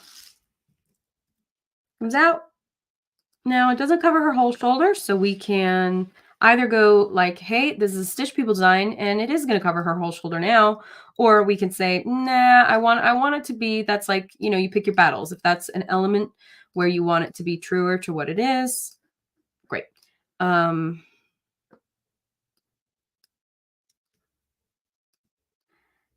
So her hair, again, it's pretty cute and choppy, so the way it flows is going to be a little more organic. It follows an angle coming in from around the shoulder. So we'll do that. Does it need 2 to 1? Yeah. And then it might come to a point like this. We'll make that black, and then maybe like that.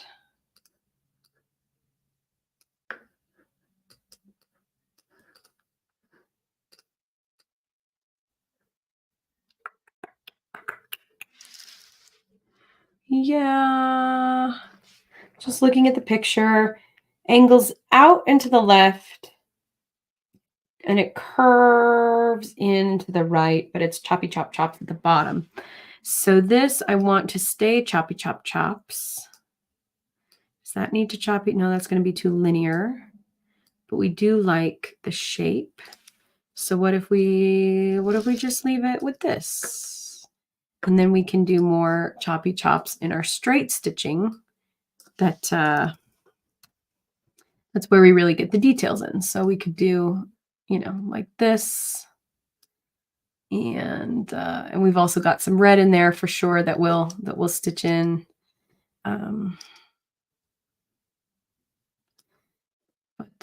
Yeah, I'm feeling all right about, you know, how this is looking.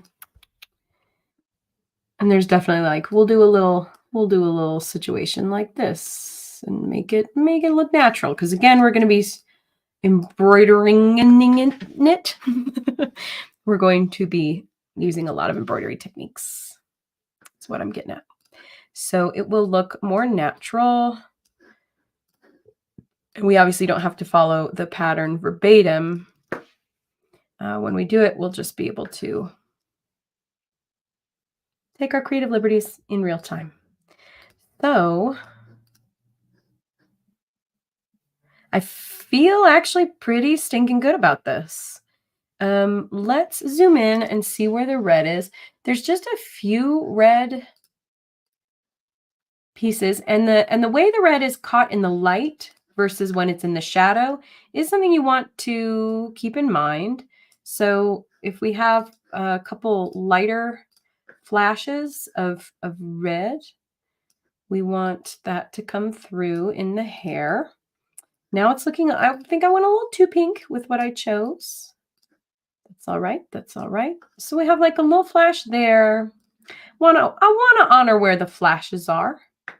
We've got a little flash of red sort of coming around the river bend in towards the neck. So we'll do a gradual little swooperoony.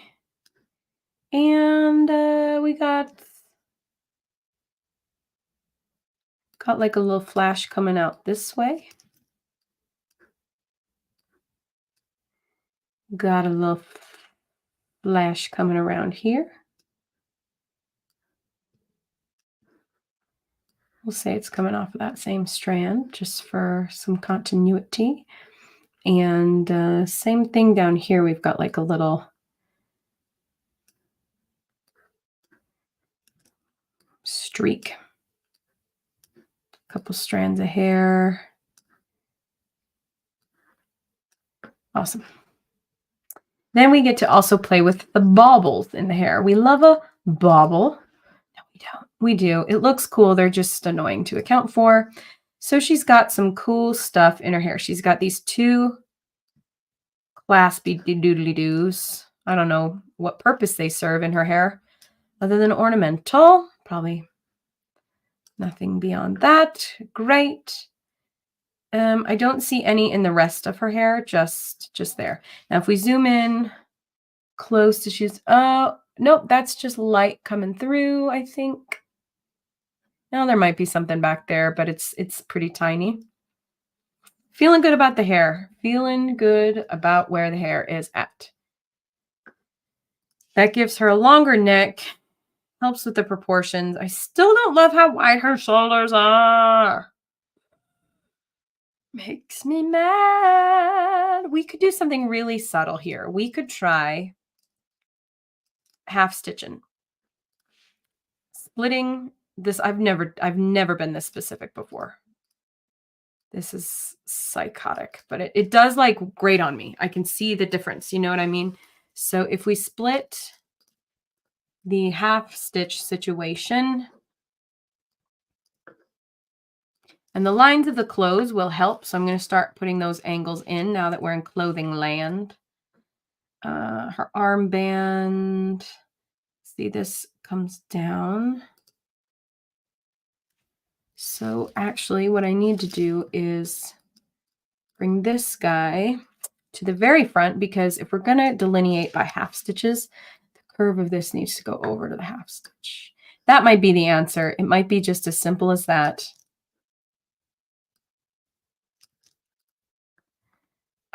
To give, you know, and we'll bring, use a true black outline just so that I can see it. But if I bring a true black outline into this, that could be the answer, is to get as freaking specific as 1/28 of an inch. But that's what we're dealing with.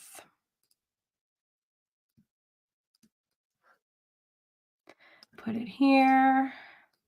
Put it there. Yeah, we'll reflect that so that we can bring it down the bicep. We'll get the colors just right, don't worry. I think that will be red mostly.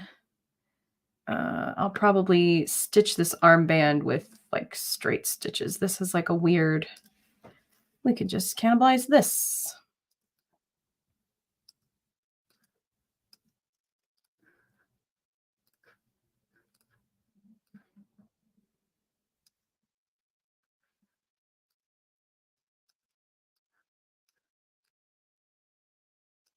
Like so, like this. Okay, feeling good about that. Now what's going on down here? We need to get these armbands situated. She's got a full hand, a full freaking hand coming out of there. So instead of Gail's armband that comes up his hand, we'll leave her hand totally a veil. And well, do we just want to give her a straight across? No, I like the angle there. So these armbands, they do go wide. They are like a bell shape, and she's got freaking bones attached to them, which are antlers or something. Pretty stinking cool. So what we'll do, I'm going to steal a straight stitch. Actually, it doesn't need to be straight. We need to curve it. It needs to be the color of a bone. We're going to go ahead and add that detail. Why? Because we see it, and that is the business we are in. So bone will rest in the center of her 1, 2, 3, 4.5, 5. That means it's going to be like halfway here to there, maybe like this. And then it lifts up a little bit. So we'll shorten that ever so slightly, and we'll go. And then it's got like strappies as well. So we'll just put strappies here to show that that's what's going to be going down. These are grayer than the bone, so we will gray them up. Great, gray strappies. A little darker than that, we'll deal when we get there. Now, We'll need that on the other side, but we still haven't dealt with the way that these bell outward toward the elbow. Now, again, we gave the bicep and the arm a little bit of shape. So it's like, why wouldn't you be willing to do the same for the rest of it? I tell you, I'm going crazy with all of the choices and problems. Like by solving one problem, we create a new problem. So that's cute. Now I could go with the forearm shape like this. But then what that does is it negates the bell shape of the armor. So what if we just do the bell shape of the armor like that? That might be close enough. This is going to get, I mean, we're going to have to use such thin stitches. Wowza. And it's going to have to go the other side as well. Yeah, I mean, that's what it is.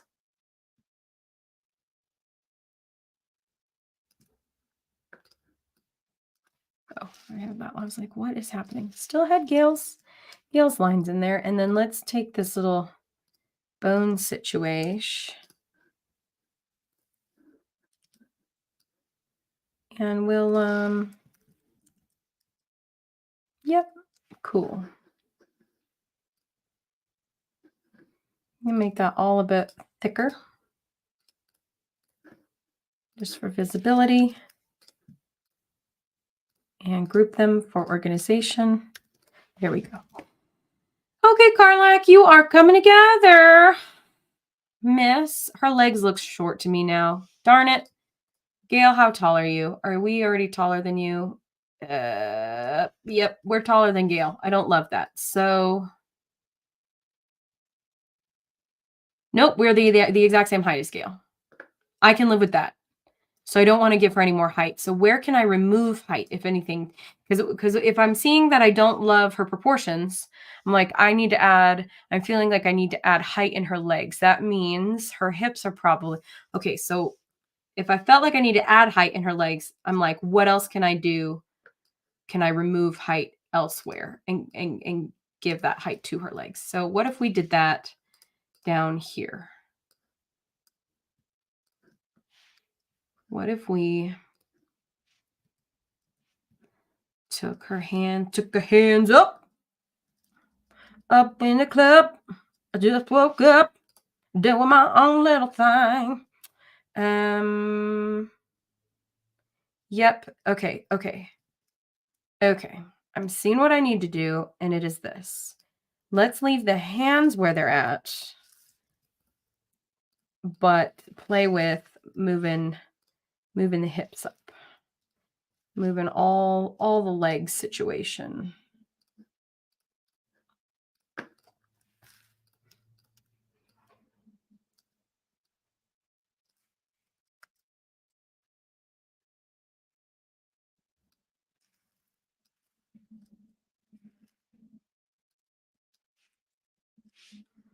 And then we'll take this guy up. Does that do it? Yep. Amazing. One row of height, and I'm a happier camper in the world. Okay. Yeah. How do we feel about giving her knees? We just gave her knees. So we could take this out and take these diagonals up and bring the diagonals to a more gradual situation into her boots. I think her boots are actually taller too than I gave them credit for. Oh, so cool. Thanks, Moreau. Yeah, her boots really go like to the knee, if not a little above. Like where her leg bends is gonna be clutching the top edge of her boot would be in like her knee pit. So I think we can play with what it would look like to adjust the boots even one row higher. That might be what we need. Yeah, I actually kind of like that. And the thing is what we do with Stitch People portraits is like the little feet are in like a very, very wide first position or second position, I guess, for ballet, where it's like instead of the feet forward, they're like broop, out to the side. Oh hey, Christina, thank you. Yeah, when I'm looking at her boots, you have all this detail down the front, which is really, really cool. But because we do give them that nice little ballerina toe, because it would look really funky without. Like, it would look like this if the feet were forward, which, like, I don't know, maybe, but that's, I don't know. 12 years ago, I made this executive decision to put the feet like that and keep them like that, and that's how they've been ever since. And can we ever change? No, but like it's not that we can never change is what I mean, but it's just that that's how my brain sees it now. And so, like, doing it differently, it's like, it looks wrong to my brain. But if you're fresh into this and it looks right to your brain, do what looks right to your brain. I say, do what looks right. Let the consequence follow. That's an old church song I used to sing. Do what is right, let the consequence follow. Battle for freedom in spirit and might. And with a look forth till tomorrow. God will protect you, just do what is right. Not a bad message. Like Anna, do the next right thing. That's Frozen 2, right? Yeah, this isn't quite right. It's not quite right. See how okay, I'm seeing what I need to do here. These just need to be straight stitches because while the angle is correct to go out, well, can't have it snapping. To have the angle go out like this, it also goes in like that. And what I've done is go out and like straight over, which isn't quite right. So what I'm going to do is I'm going to get rid of these diagonals that I just did, even though they are beautiful diagonals. And what I'm going to do instead is straight stitches. Like this. Because they're more flappy.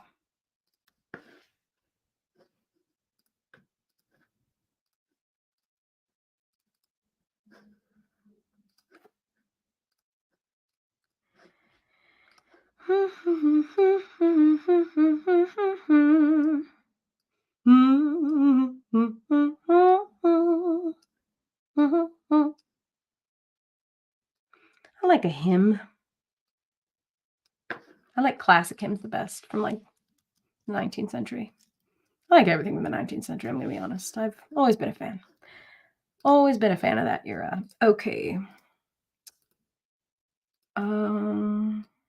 Oh, there's so many good jokes about that.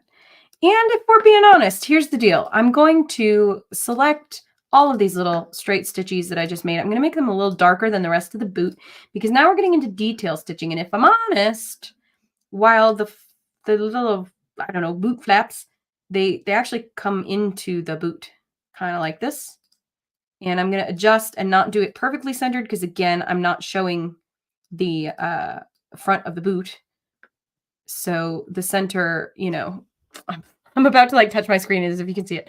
The center, like what we're seeing of the boot here is really visible like here and here. So that's why I'm making that adjustment. I hope that makes sense. She's got straps. She's got straps along the boot.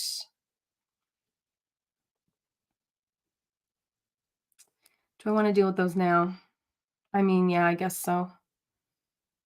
Sure, let's go for it. We're going to have to do it at some point. So the straps are a little lighter. So I'm going to take, let's see, take my stitch tool, my straight stitch tool. And we go around, let's see, this will go across the bottom and up a little bit, like so. Then it goes up a little bit like this. Then it goes across straight like this. A little bit of space. Then we've got a buckle that goes out, but this goes up like that. And then another buckle, it goes out. Then this goes straight across like this. And then One of her boots like torn and one has like an extra little flap. That's cool. That's what it's looking like anyway, unless that's like her pants. I'm not sure what that is. Huh. Yeah, it looks like her boot. Her left, our right boot has something else going on. Which means actually that this, I believe, would be more like that. This, I think, would be more like this because of the way the boots dip in. So this buckle can actually come down a little. It appears as though these guys are all more or less the same on both boots. So we're just going to copy that and put them on the other boot. And buckles are going to be light in their silverness. We'll accommodate for those. I'm going to just do outlines of circles. I don't know what they mean. Like that. And then we'll move this guy down. Center these guys up. Move this guy like this. Like this. Okay. Okay. Oh, I need just one more. I don't know that we can actually see that little buckle if her feet are out like we have designed them. Great. Now I'm going to take my dark outline and outline the boots kind of go like that. Yeah, that's a fine angle. I think that's just fine. If I want to, I could like dip this in like that and go back up with it. And just do that for like my brain to understand what for my next week brain to understand what my this week brain was doing. Cool. We're going to go ahead and save. I don't think we've saved yet. So, you know, worse heartaches have been lost. It's not just playing this game that I forget to save. I think she's looking pretty fly. I also think we could justify bringing this entire situation of her arms up a square.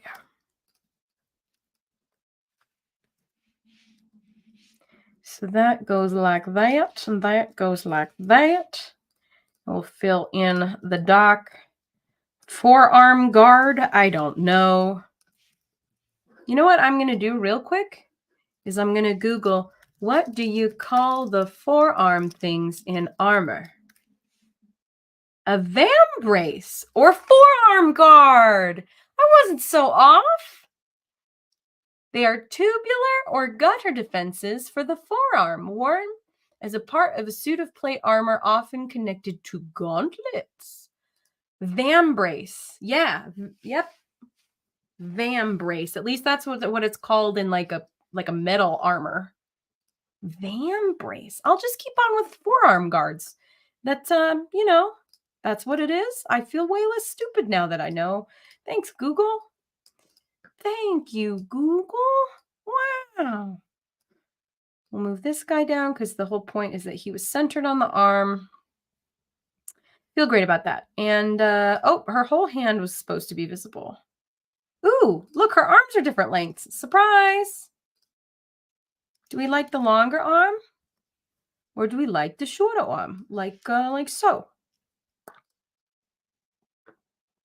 Arm on the hip or arm below the hip? Yep, we like the shorter arm. I think the arms were just a little long was the situation. And man, we're really honing in there. And it's 1:15. So now we can get really into the details of her armor, her outfit, her whatever you want to call it, which is intense. We're gonna we're gonna be here a while. No, we're not. Yes, we are. No, we're not. Just a few notes. When we stitch it, that's where we're going to be able to accommodate for a lot of the additional things that you see on her body, like the scarring or the inner glow that she has with her heart on fire situation, the machine that runs her body. When we stitch her scarring, I will probably just do that with different colors of threads. You know, it's just gonna be little choices like that that I don't really feel like we need to put in here. Do I want to move her bicep up? Yes, I do. Great. No, now it's too, oh, you're kidding me. Like now that's too high. That's too high. Does that just need to go like this? We need to bring this down here. Oh, I see. I see what's happening. Yeah, that's better. And okay. So yeah, scarring will do. I'm going to put those rivets in her body just so I make sure to get those. But now we're on to some really freaky looking leather straps. It's just like, and I mean freaky looking just because it's like chaos. It's like diagonals and up and the chains and then the rivets and lots of stitching in the outfit itself. You know what I mean? Where it's like, okay, cool. We're going to replicate this in a like 1-inch space. Very fun. This is why we're doing it though. That's a challenge. It's just intimidating. This is just my like heart. Like, okay. Also her hair, just the Stitch People proportions, her hair takes up more of her chest in the Stitch People design than it actually does in her design. Could we change that? That's the question. What if we did? What if we moved that up all by a square and made it a little more in proportion with what's going on in her world? That would be like this. It's not perfect, but it's, you can see, do we miss having that hair? If that's going to be what it is,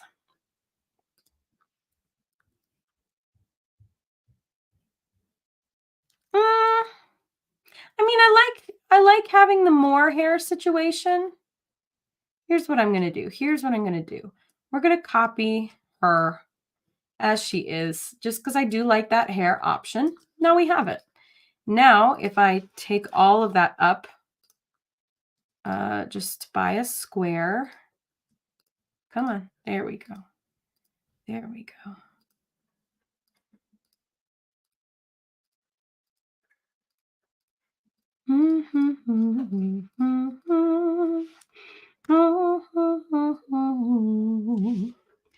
Ba-dum, ba-doo-ba-doo. Boo-loo-doo-ba-doo-boo. Yeah, ba-ba-ba-bum-ba-ba-boo. Doo-doo-ba-doo-ba-doo. Okay, okay, okay. We're just gonna, yep, great. So for the reason we did that is just so that we can see more of the armor as it's meant to be seen. It comes up and over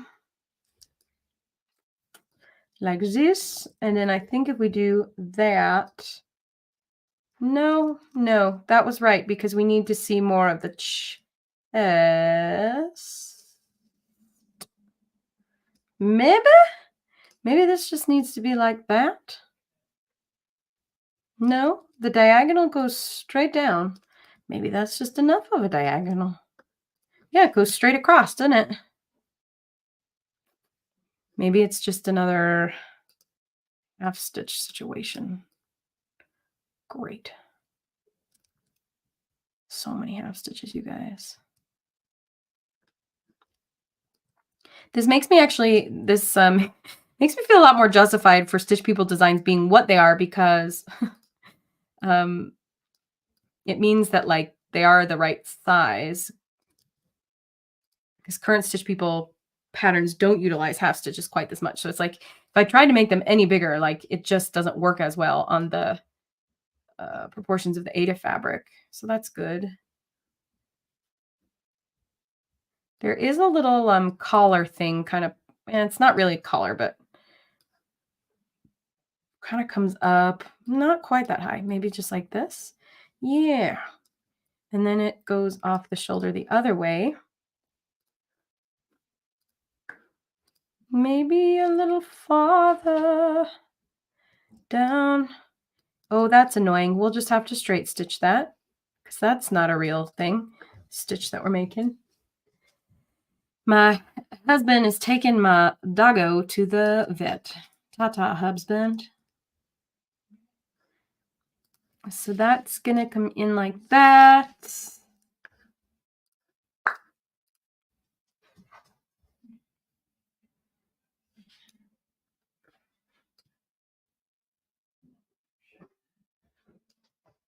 Aha! We made half stitches though. So this is coming down. We need these guys to be arm color. I was like, why is it looking so weird? It's because it's not the right colors yet. This one will be armor color, outfit color. It's like armor. It's like leather armor. Again, she's on fire. So she does have, you know, it's like she doesn't need to be super covered because she's on fire. So that's going to be hot for her. A little warm, a little excessive. If looking at this and not liking it. Doo boo boo boo boo boo boo.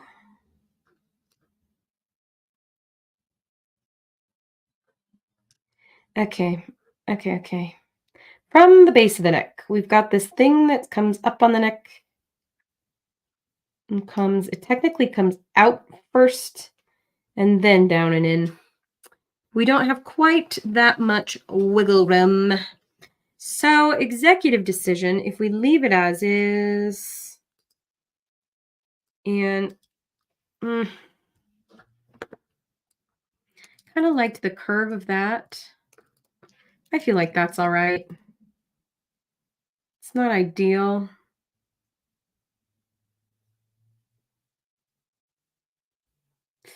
Now I'm wondering, what if we did the chest just a little more grudge? Like that? No, I like that angle.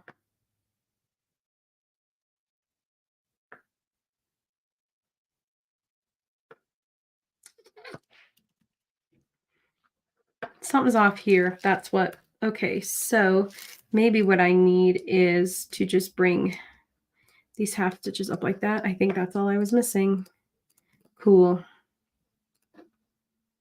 Like this. We'll center these guys up here. And then I'll put another one of this. Arrange and bring it to the front. Thanks for hanging out. Anyone who's still in the chat. Something wrong with the dog? Oh, just this is the elderly dog, the 14-year-old dog who wears diapers and has early stage kidney failure and had the tumor removed. And she's got arthritis and stuff. She was on like pain pills, but those are, I didn't realize they were like $300 a month, which is a lot. And that was kind of starting to wear us down. So we switched her to a monthly pain shot. That's like $90 a month. Still a lot, but what you gonna do? Like not gonna put her down just because she's got pain. But it's like a bleeding is dry. Low key bleeding is dry. Oh, life. What a fun thing. So yeah, no, like she's fine. Nothing's like nothing new is wrong. Just a pain. Okay, so I feel all right about this. What if we just shift it over? Is that going to fix the problem? Often shifting it over is the thing that does it. So, yep. Yes, it does. Yes, it just does. So this guy will just, I don't know, her little shoulder plate. Now let's work on the arm thing to the side. Oh, this has some spikies that we're missing. So let's just quick go in with a straight tool. And we'll do a spikeroo. Spike. Bam, bam, bam. Up the ante there. We're going to change the stroke, round it out, and a spike. Great. I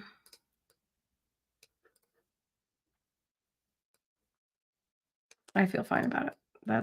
It just is what it is. It's not even, why am I messing? When I stitch it, we'll get it perfect. So then on this side, this arm plate is more like a half arm plate with more strappies. So strappies, Karlach. Why you be so strappies? I know, we already discussed it. She needs armor because she's a warrior, but she's a devil, so it just can't be too hot. Okay. Or a tiefling on fire. Fire, you know. The fire, that's the concern. I'm just looking at how we designed the left one, which is close enough for me, versus the right one. They're about the same height overall, which is to say 3 squares. And they're about in the same spot on the arm. So if we take these guys and copy them over here,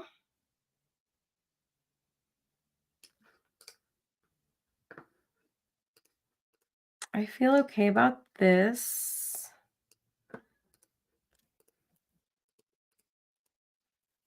But we need the strappies in place.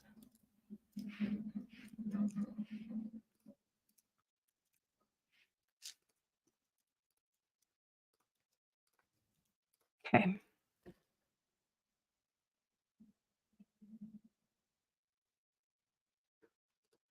Also, these guys are just going to be, this is so nitpicky, you guys. I'm annoying myself.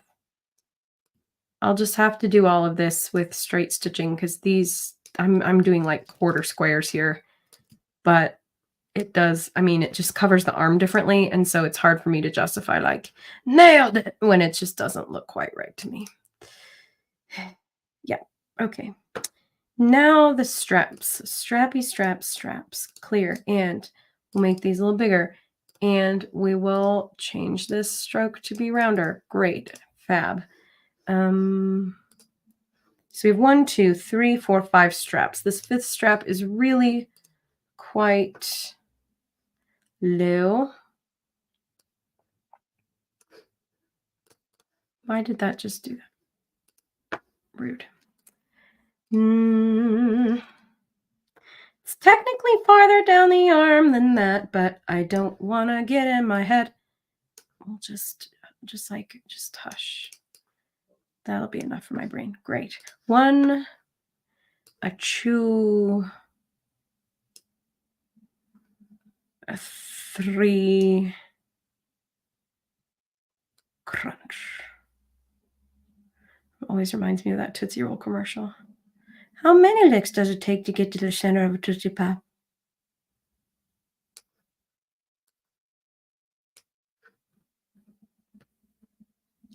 Yeah, that works. It's not exact, but Stitch People is a representation, not a replication.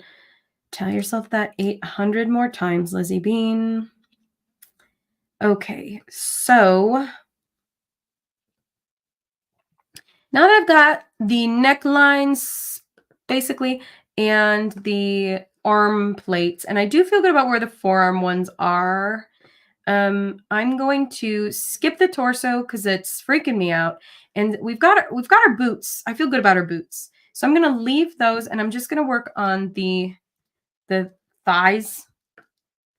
Yeah, and get these lines in here. So I'm actually going to take this, her right, our left leg, I'm going to cover that in armor. And what I'm probably going to end up doing is just doing a line. We can't see her skin tone at the edge because of that like overlayer of straps. But that said, it's right at the curve of her hip. So we'll say here, and it comes down into her boot like this. But there is a bit of a swoop to it. So we'll go like this, and then we'll go like this, and then we'll go like this into the boot. Great. Now I'm going to make that the skin tone color. Red. Bam. Then when I stitch this, I can pretty much cross stitch most of it. Oh, if I cross stitch the pant leg and then I straight stitch this strip of red, I can go over top it again with more little stitchies to make it look stitched over. And then I'll stitch over top that these straps that are pretty much the same color as the boots, thank goodness. Yeah, it's close enough for design purposes. It's going to be just above the knee. If that's my knee, I'll have the first one go across here. We'll give it a little bit of a diagonal just for some realism. Same thing up the thigh.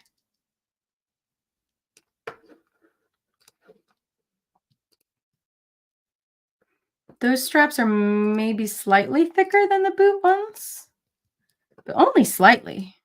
Yeah, only slightly. That's interesting. And for my own eyeballs, I don't want it to overtake the edge too much. Great. I feel okay about that. For the most part, this I think actually needs to come out a little wider. No, I don't like that. Let's do, if this is along here and then comes in like this, and then, yeah, that's a little better.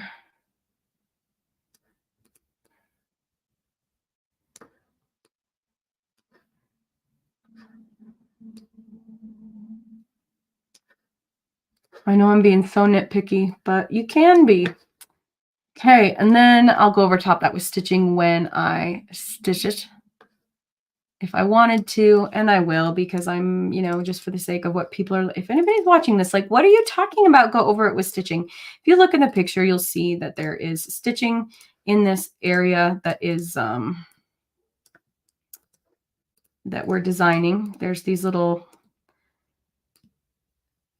leather stitches, I guess. And because we are who we are, we will go over top this with like micro stitching like this. And I'm just going to throw this in here to represent the situation. I'll be more precise when I actually stitch it.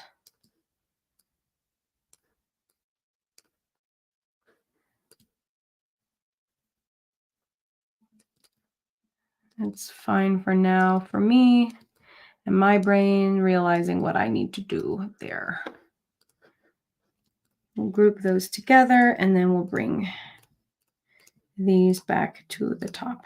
Stitch, stitch. There we go. Arrange to front. Ta-ta! Fab. Okay. Now on the other side. So I feel pretty good about this, with the exception of this like overlay thing that we'll get when we do it in the torso.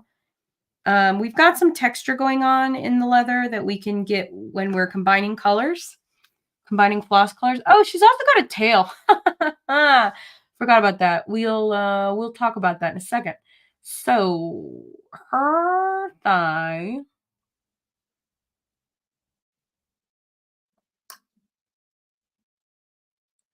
Interesting. Her pose. We have the thigh dipping there. That's where, okay, let's just say that's where the thigh, because that's clean and we like clean. So that's where the thigh is exposed. But we can use diagonals too. Let's use diagonals. We have them. Let's use them, I say. Let's use them, says I. Great. Great. Good.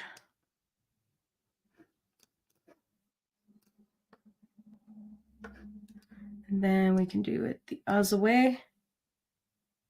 Like this. Or maybe this one goes like that. So that goes like this. Nope. There we go.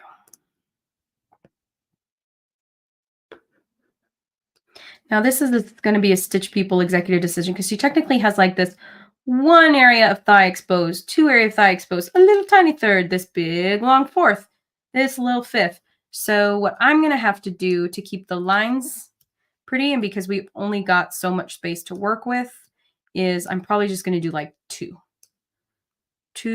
swoops.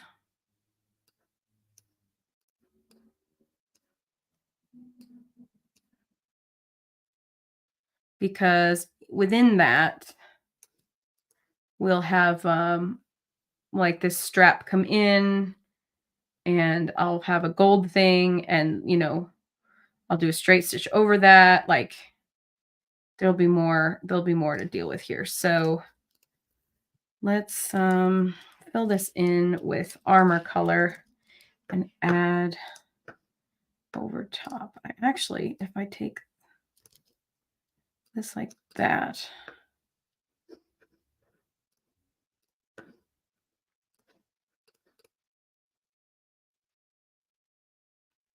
then we can do another stripe. Sorry, it's like now I'm in concentrate mode. This happens sometimes. Yeah, see, I think that's even too thick. I don't think we need that. I think what I could play with is that and this. And then I can take like the red stripe that I have over there from, yeah, basically the boot comes up.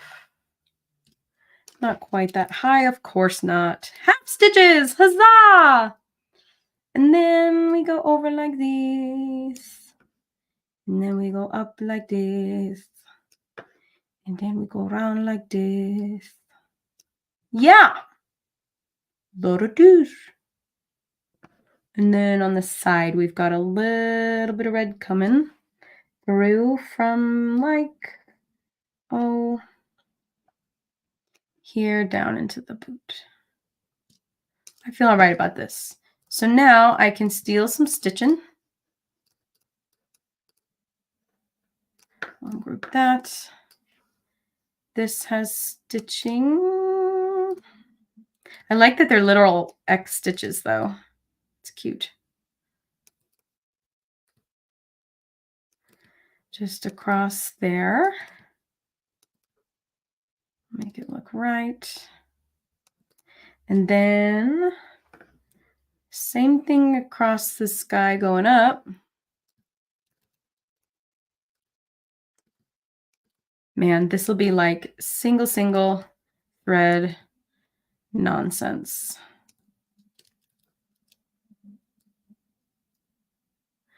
Oh, hello, Valentina.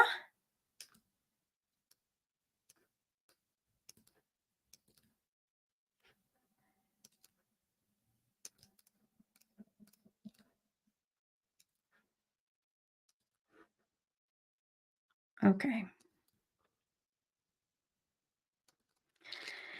Stitches up the leg. Then we need some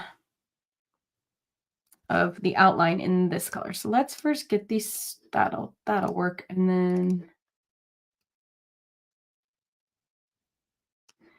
okay. So from the hip, right like here, this comes down and across. And then down. Cool. And then that comes down. Then there's a little piece that goes down like that. Am I missing anything else? Oh, from here to do, then it comes up the side of the hip. And if I'm honest, that really comes more like that. And then this is kind of filled in. So we'll just have to get creative with how we stitch that. Oh, it's okay you're not chatting. That's the nature of these things. It's like, hi, I'm Lizzie. I'm designing a thing. Want to listen to me talk out loud for a while? Okay. Know what I mean? Know what I'm saying? Just put me on in the background. I'll drown out your sorrows. I'll sing you a song. It'll be a great day. Let's all get up and dance to a song that was a hit before your mother was born. That's what that made me think of. Though she was born a long, long time ago, your mother should know. Your mother should know. Sing it again. It's a Beatles song. I really like that song, actually. I think it's Magical Mystery Tour. Dogs are barking. Hey-oh. Hi, Peppa. Is there danger outside? Are the burglars here? Yeah, it's all going down. Closed the laptops and got into bed. Yay! Though she was born a long, long time ago, your mother should know. Your mother should. Your mother should know. No. Okay. Feeling good about that. We've got some rivets and stuff we could deal with. Might as well, because we're about to move on from the legs, which is really good news. And we're right on track. We should finish up just about around 2 o'clock because we're circling the drain here. We're getting down to rivets. That's how you know it's going down for real. If the rivets are happening.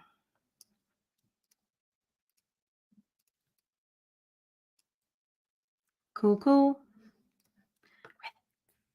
I'm going to ignore that weird boot flap. I'm ignoring it. I'm just going to choose to ignore. Gotta pick your battles, and that ain't one, Karlach. That ain't one, mamacita. Okay. If I want to get specific, and that's what we're here to do, there is some stitching that goes up either side of the pant legs. So we'll go like this.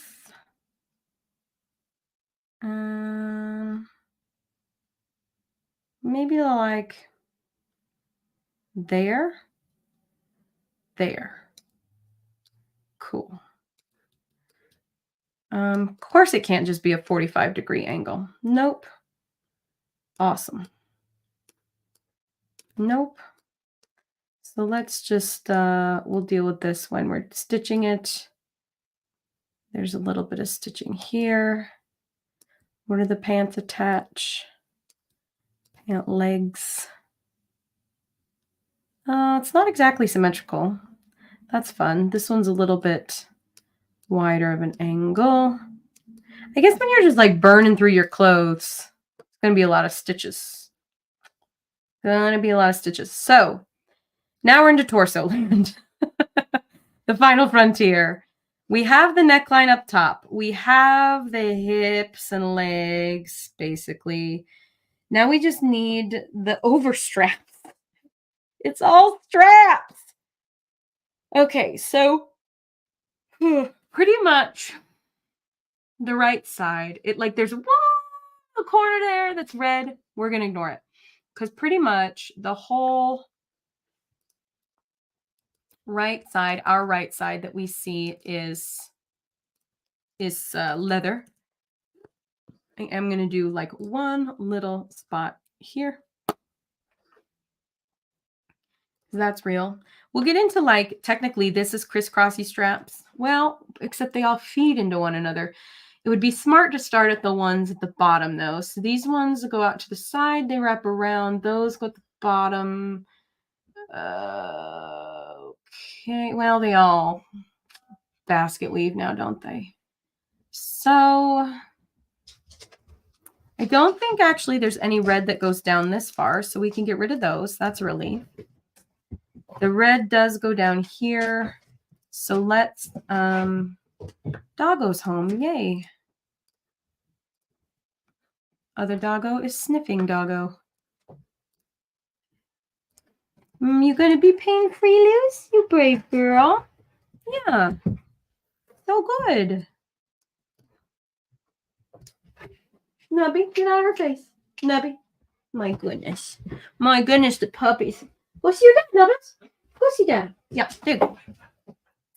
So crazy that the other dog went to the vet and she didn't. Impossible to understand. That's not what I wanted. This is what I wanted. Is that the right angle? Is that it? No, I don't think we need that. It's pretty much just red there. So, okay. I'm really, like, I wish there was more to explain. I'm looking and like copying what I see. So if we go from the neckline, again, I'm satisfied with the neckline. So that is pretty much, that one's going to be leather color. Falling asleep. Oh, yay. I'm glad for you on the other side of the world. Good night. I'm glad I could put you to sleep. No, but for real. And I'm joking, but like for real. I will talk you to sleep. Lullaby and good night. Blah blah blah blah blah blah blah. Zoobadoo, yoobadoo. Ba-ba-da, ba-ba. Okay. That's gonna be red. That's gonna be red with straps over, red with straps, red with straps. So let's open this up. And even I think that we might get some like this, maybe even like this to this. And then these will go across like this.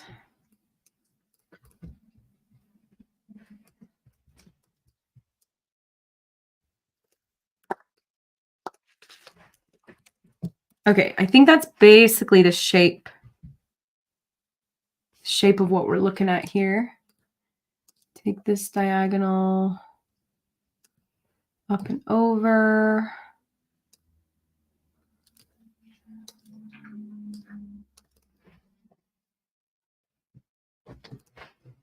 That comes up and over.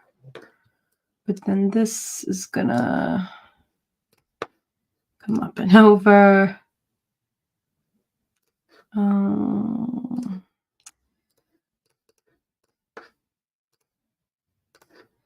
Oh my goodness, I'm reflecting all the reflex. There we go. Actually, maybe if that's just a...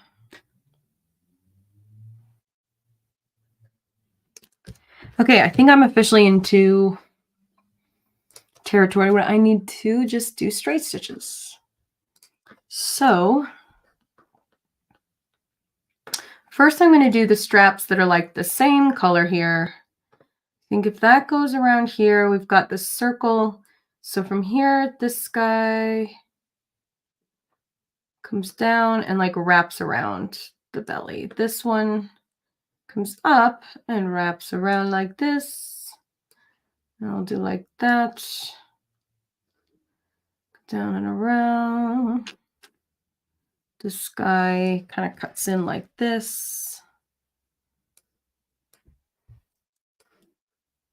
And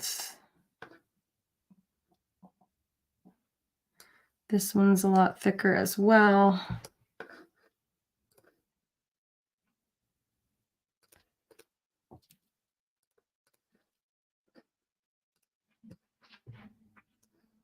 Then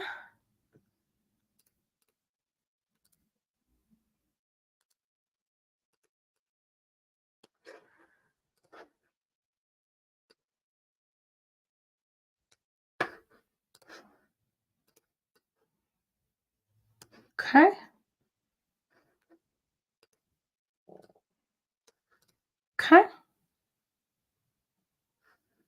there's this little like trapezoid here. I think I'm going to just make this strap a little lighter to differentiate. I'll just have a couple different colors of straps so that I can really see what I'm doing with the straps. Because then that one comes down and then this one wraps around the full body. Like that. And it goes all the way to the hip. Wow. All the way to the hip. And we'll make this one a little darker. Okay. I'm actually going to honor the true shape of this thing. Show you the shape of my heart.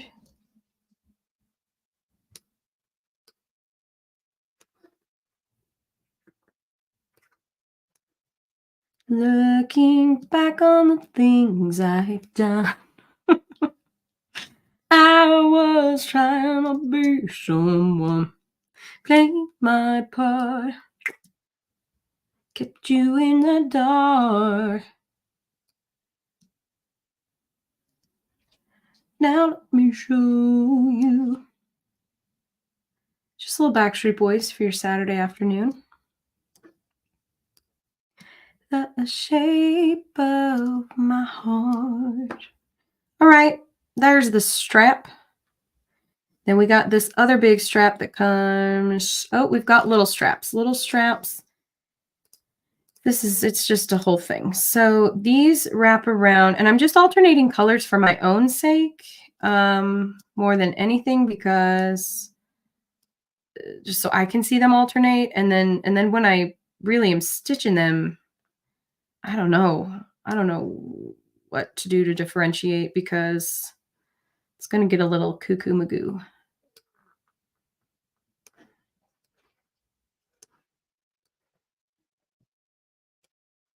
We have one. Let's do another alternating. We have a two like this and it'll wrap around. Rips rund the body.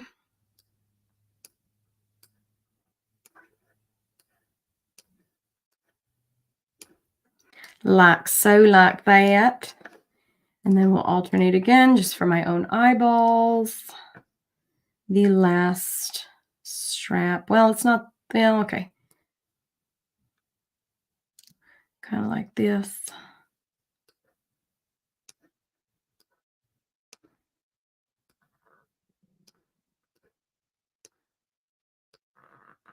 Okay. Then we've got, I'll use this color to cut across the top because then we got this guy that comes all the way across the body. It swoops though. It's a swooper. So if that is like the final point down here, and then it comes from the waist pretty much, sort of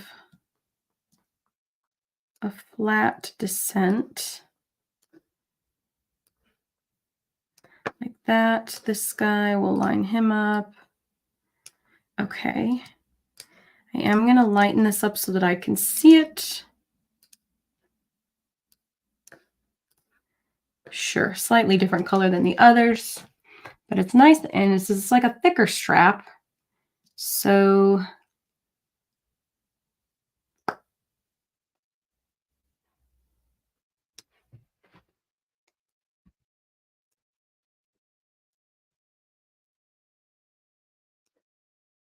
like that. I feel good about it. We'll fill it in with some straight stitches. Okay. Then we've got this guy goes underneath and across. We need like an over strap that actually goes under this one. This is so, these straps are insane. This is making me crazy. This comes across and in up here. Cool. 5 minutes. Can we do it in 5 minutes? I'm like way less careful. Not that I like have to be done in the 5, but I also don't want to keep people here forever watching live or people forever who are watching later. We just don't want it to be, I don't want it to be a forever thing. It's just, I don't want that. So this comes across. We got this one that comes down. Let's take these guys and make them a slightly different color. Just for our eyeballs to be able to see where these lines carry, because this guy comes off.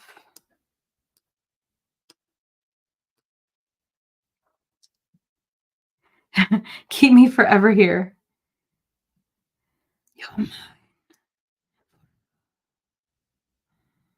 Okay. Alrighty. That guy crosses over. This guy is the tippity tops for them both.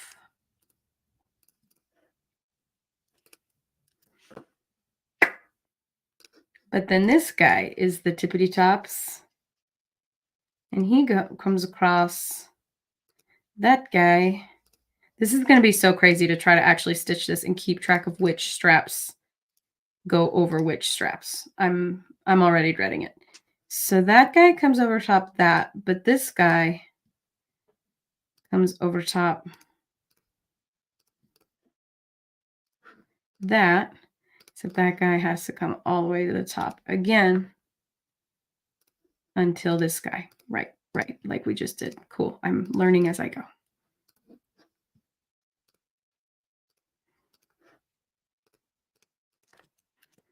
Great. Okay. And I'm just going to add another one of these here to fill in. Okay.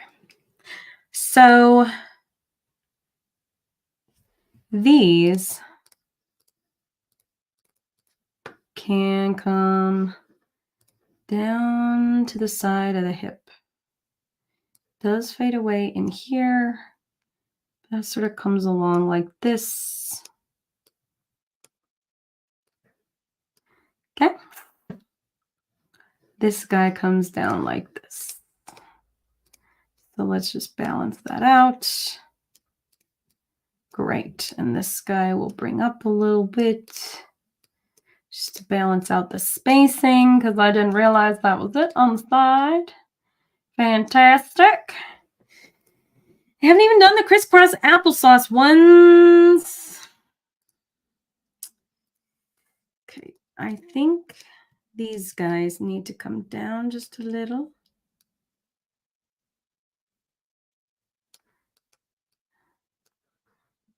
And okay, I think, yeah, okay.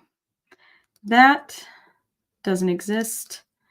We'll do that. Cool. Okay, we're getting there. Slowly but surely. This is so crazy. I think that's that one. This one needs, okay. I'm like, no words do good anymore. What we need is for this smaller strap here to exist. It's kooky. This guy goes like that. We'll do another duplicate here. So it does kind of go off that way. Then we've got rivets, rivets. Those will come across. Now, just get a slightly different color. That rivet will be like here. This guy can go in front until it tucks in here.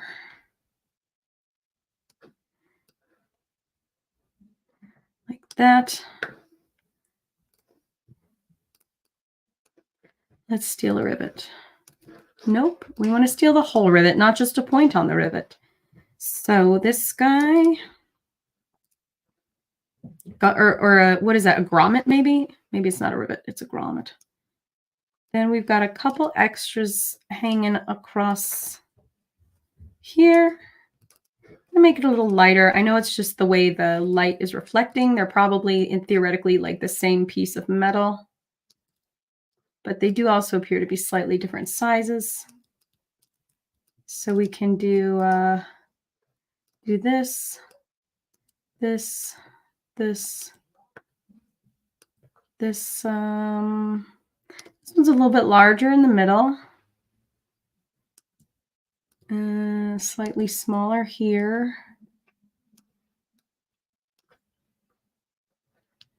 There's another one like this. And then the last one like this.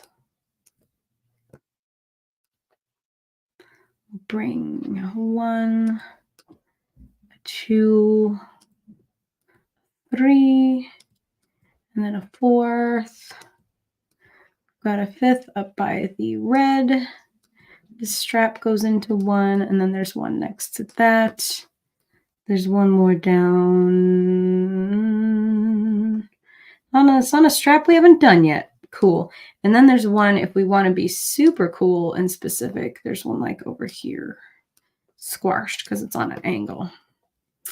We also haven't done these guys yet.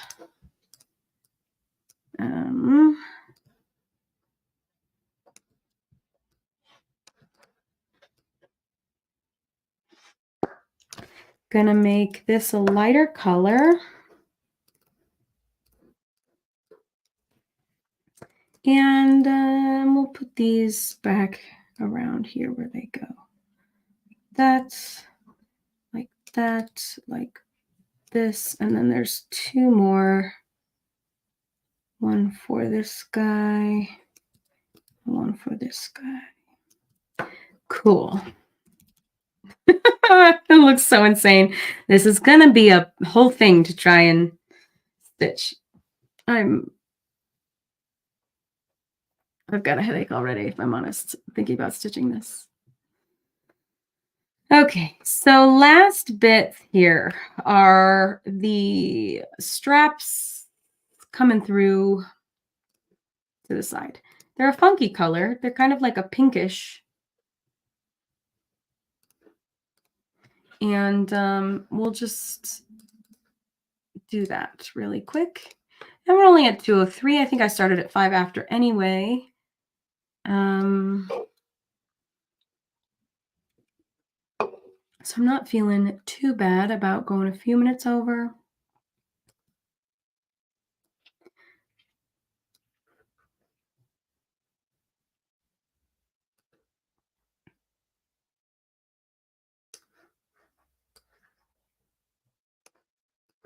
This is obviously more than just this one color, but for representing it on the pattern, I'm just going to choose the one color.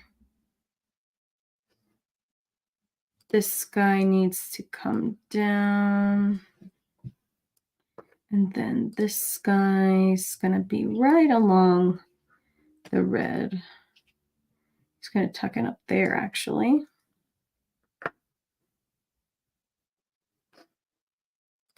It's even more of an angle because it crosses the red.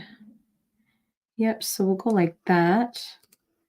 We'll bring this like this. And this red kind of comes up and over. Nice. Then strapperoonie.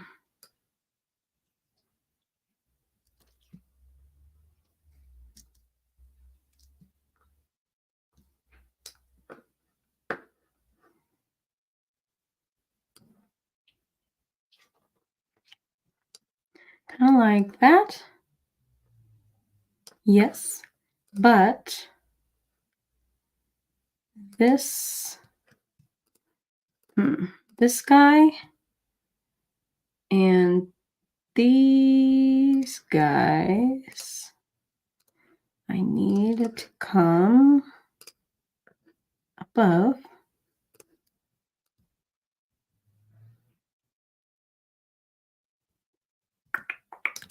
That one needs to come above. But that one, oh God. Okay. We're just gonna, the illusion of overlap here.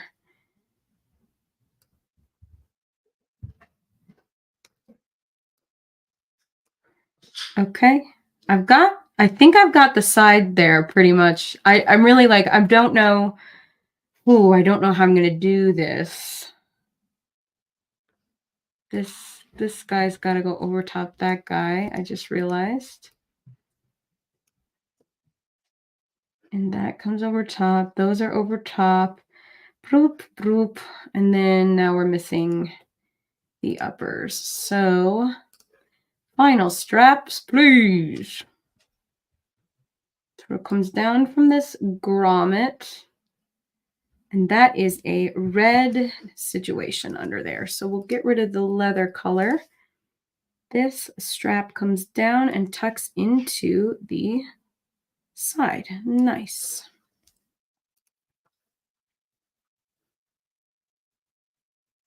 There's a little strap. There's a little strap like this. And there's a bigger strap comes out from that. Nice. And then that strap I already got goes under the other guys. That's going to go in like this. We just have a lot of basket weaving happening.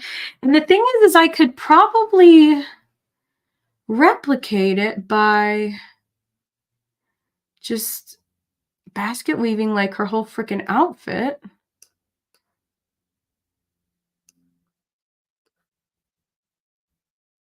But whoa, you know what I mean? Like, hello.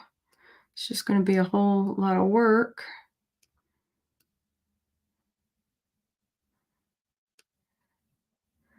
And this guy's got like a little dealio. There's a strap coming through this one. Over to that guy.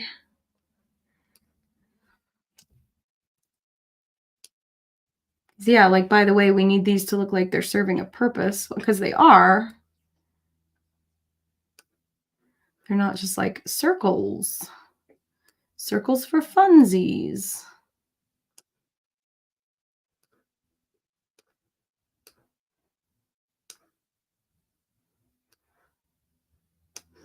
Okay. And the only thing I'm missing is grommets or rivets. I can't think of the exact difference between the two, if I'm honest. In the small, I think rivets are the ones that I'm missing.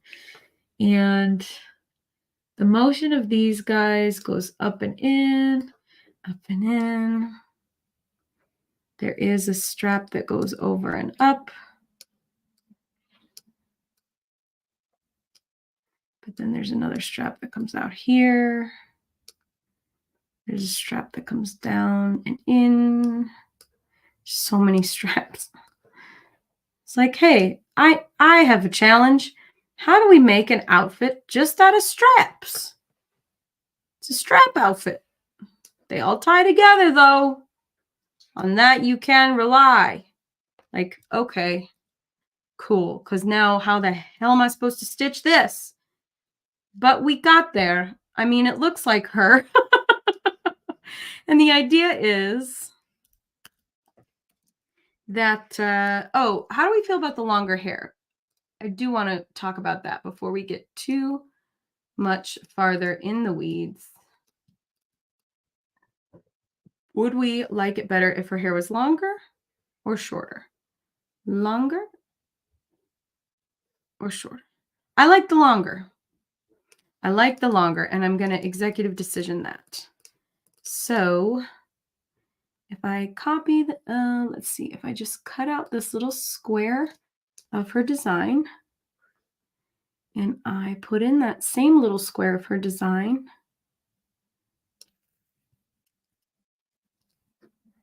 over here. Actually, no, I'm not going to cut it out. I'm going to be responsible, and I'm going to copy paste elsewhere. Whoop. In case I change my mind. You never know. I know myself well enough to know that I might change my mind.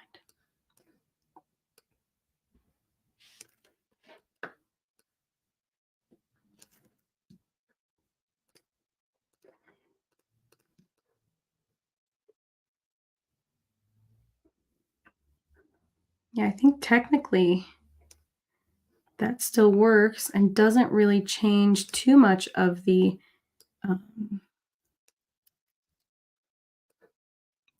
other stuff we done.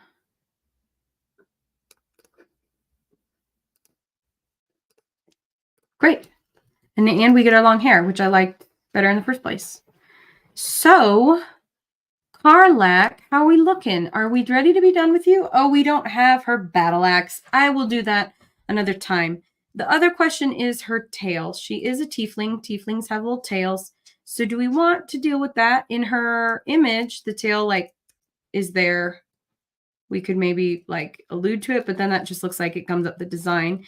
The other option we could do is have it sort of oh, long hair is better. I agree, Miss Lele. I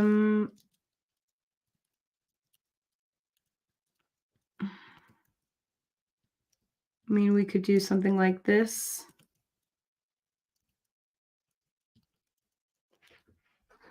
Kind of a thing.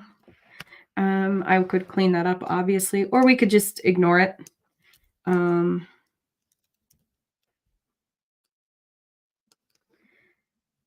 Yeah, that doesn't bother me. I need to figure out what the end of her tail looks like. I think it has like a little point. And then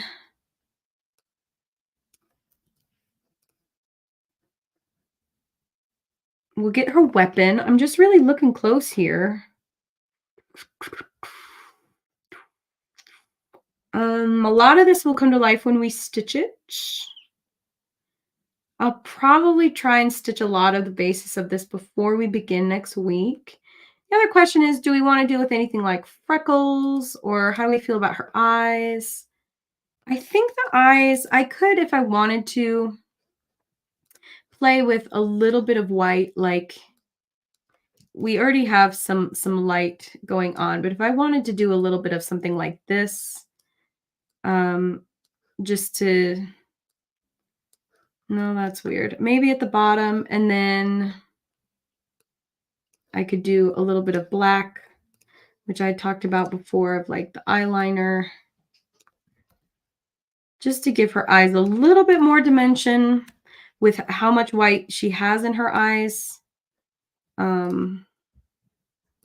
Something like this might be cute, just to allude to the eyeliner, to allude to the whites of her eyes. It almost looks more like more glisten, but it does lighten the eye quite a bit. We could also double up the glisten in her eye, like a little double line kind of a deal.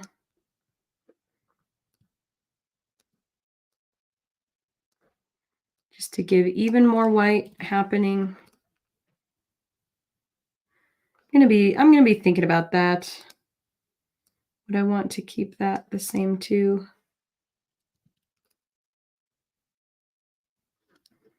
I don't know, just some ideas to play with. But I feel like she's there. The ears are there. They swoop up more or less the right way. Actually, you know what? I think I need to flip-flop. I think the smaller diagonals need to go on the bottom, and the longer diagonals need to go on the top. That'll be a subtle but important change. I think. Maybe not. Or maybe these guys just need to get shortened.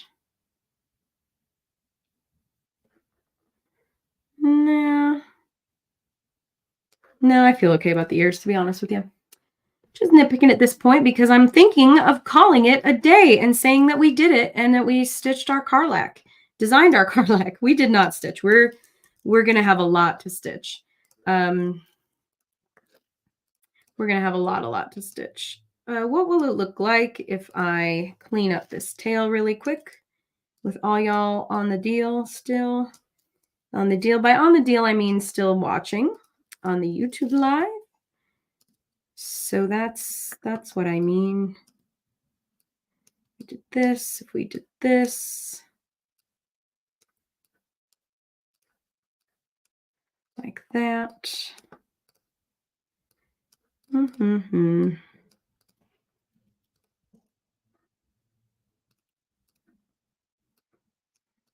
It is a tail. It's not that big, so just trying to play with that. Get the angles good, get everything feeling all right. Just want that to feel natural as far as the tail is concerned, you know.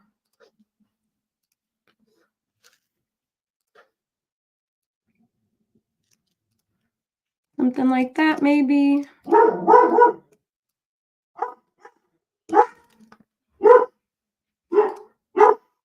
Dog is barking. Guess I bet you somebody's walking outside. Oh, front doorbell. Who is at our front door doorbell? No one ever comes over.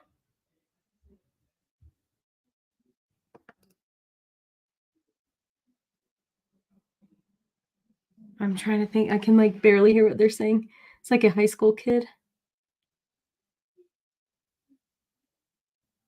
Oh gosh, I think it's just door-to-door sales. We have this thing on our door that says no soliciting, and I don't know that like it sounds so terrible. Like I don't know the kids these days know what that means because we still get a lot of soliciting.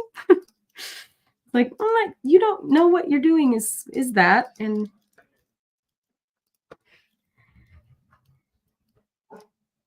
oh boy. The tail's pretty much there. I just need to right, the dog is like, how dare you live your life at all in proximity to mine and my family's? How dare you, sir?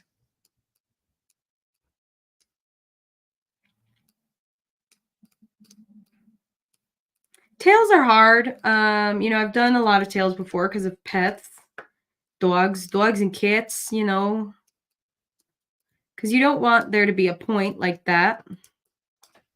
But if you don't do that, you might run into having like a really long tail or a wide bend in the tail. Then that can just be annoying. So,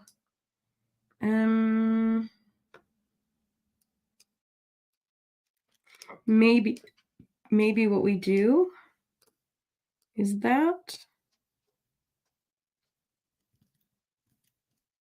Nope, I needed that. See, yeah. So tails is just a diagonals game. Super fun. Love to see that. mm,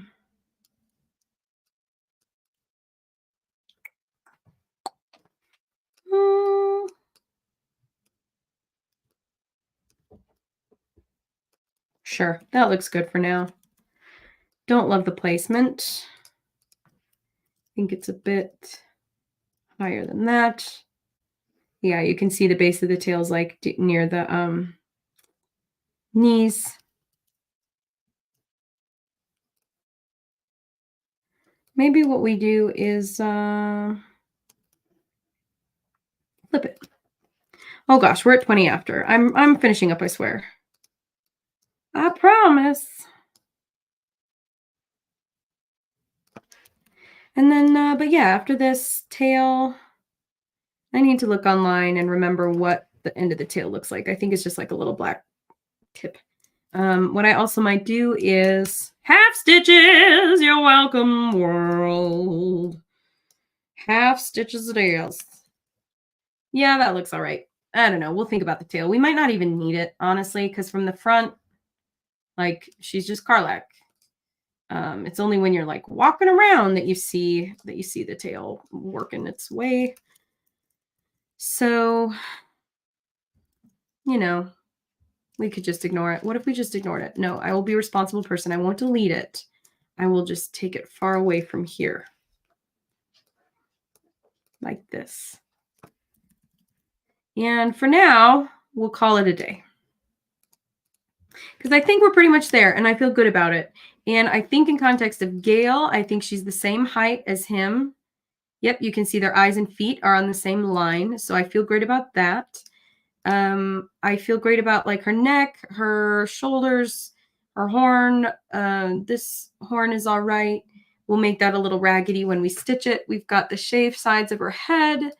We've got her cute hairstyle. We've got her eye makeup and her outfit, whatever that is, her armor. We've got that. She has hips, by Jove. I've never done a stitch person. I've done stitch people with like waists and stuff, and I've done hips off like for skirts, but this is cool that she's got like shapely legs and yeah, I think she's there. And next week we'll stitch her up. So feeling pretty good, feeling groovy about it. I decided to stitch Gale without his name, so I'm not going to go back and do her name. I will design her weapon, her battle axe. She does fight with one of those. But without further ado, I want to say thank you for joining me today. Thanks for designing Karlach. I'm feeling pretty great about her.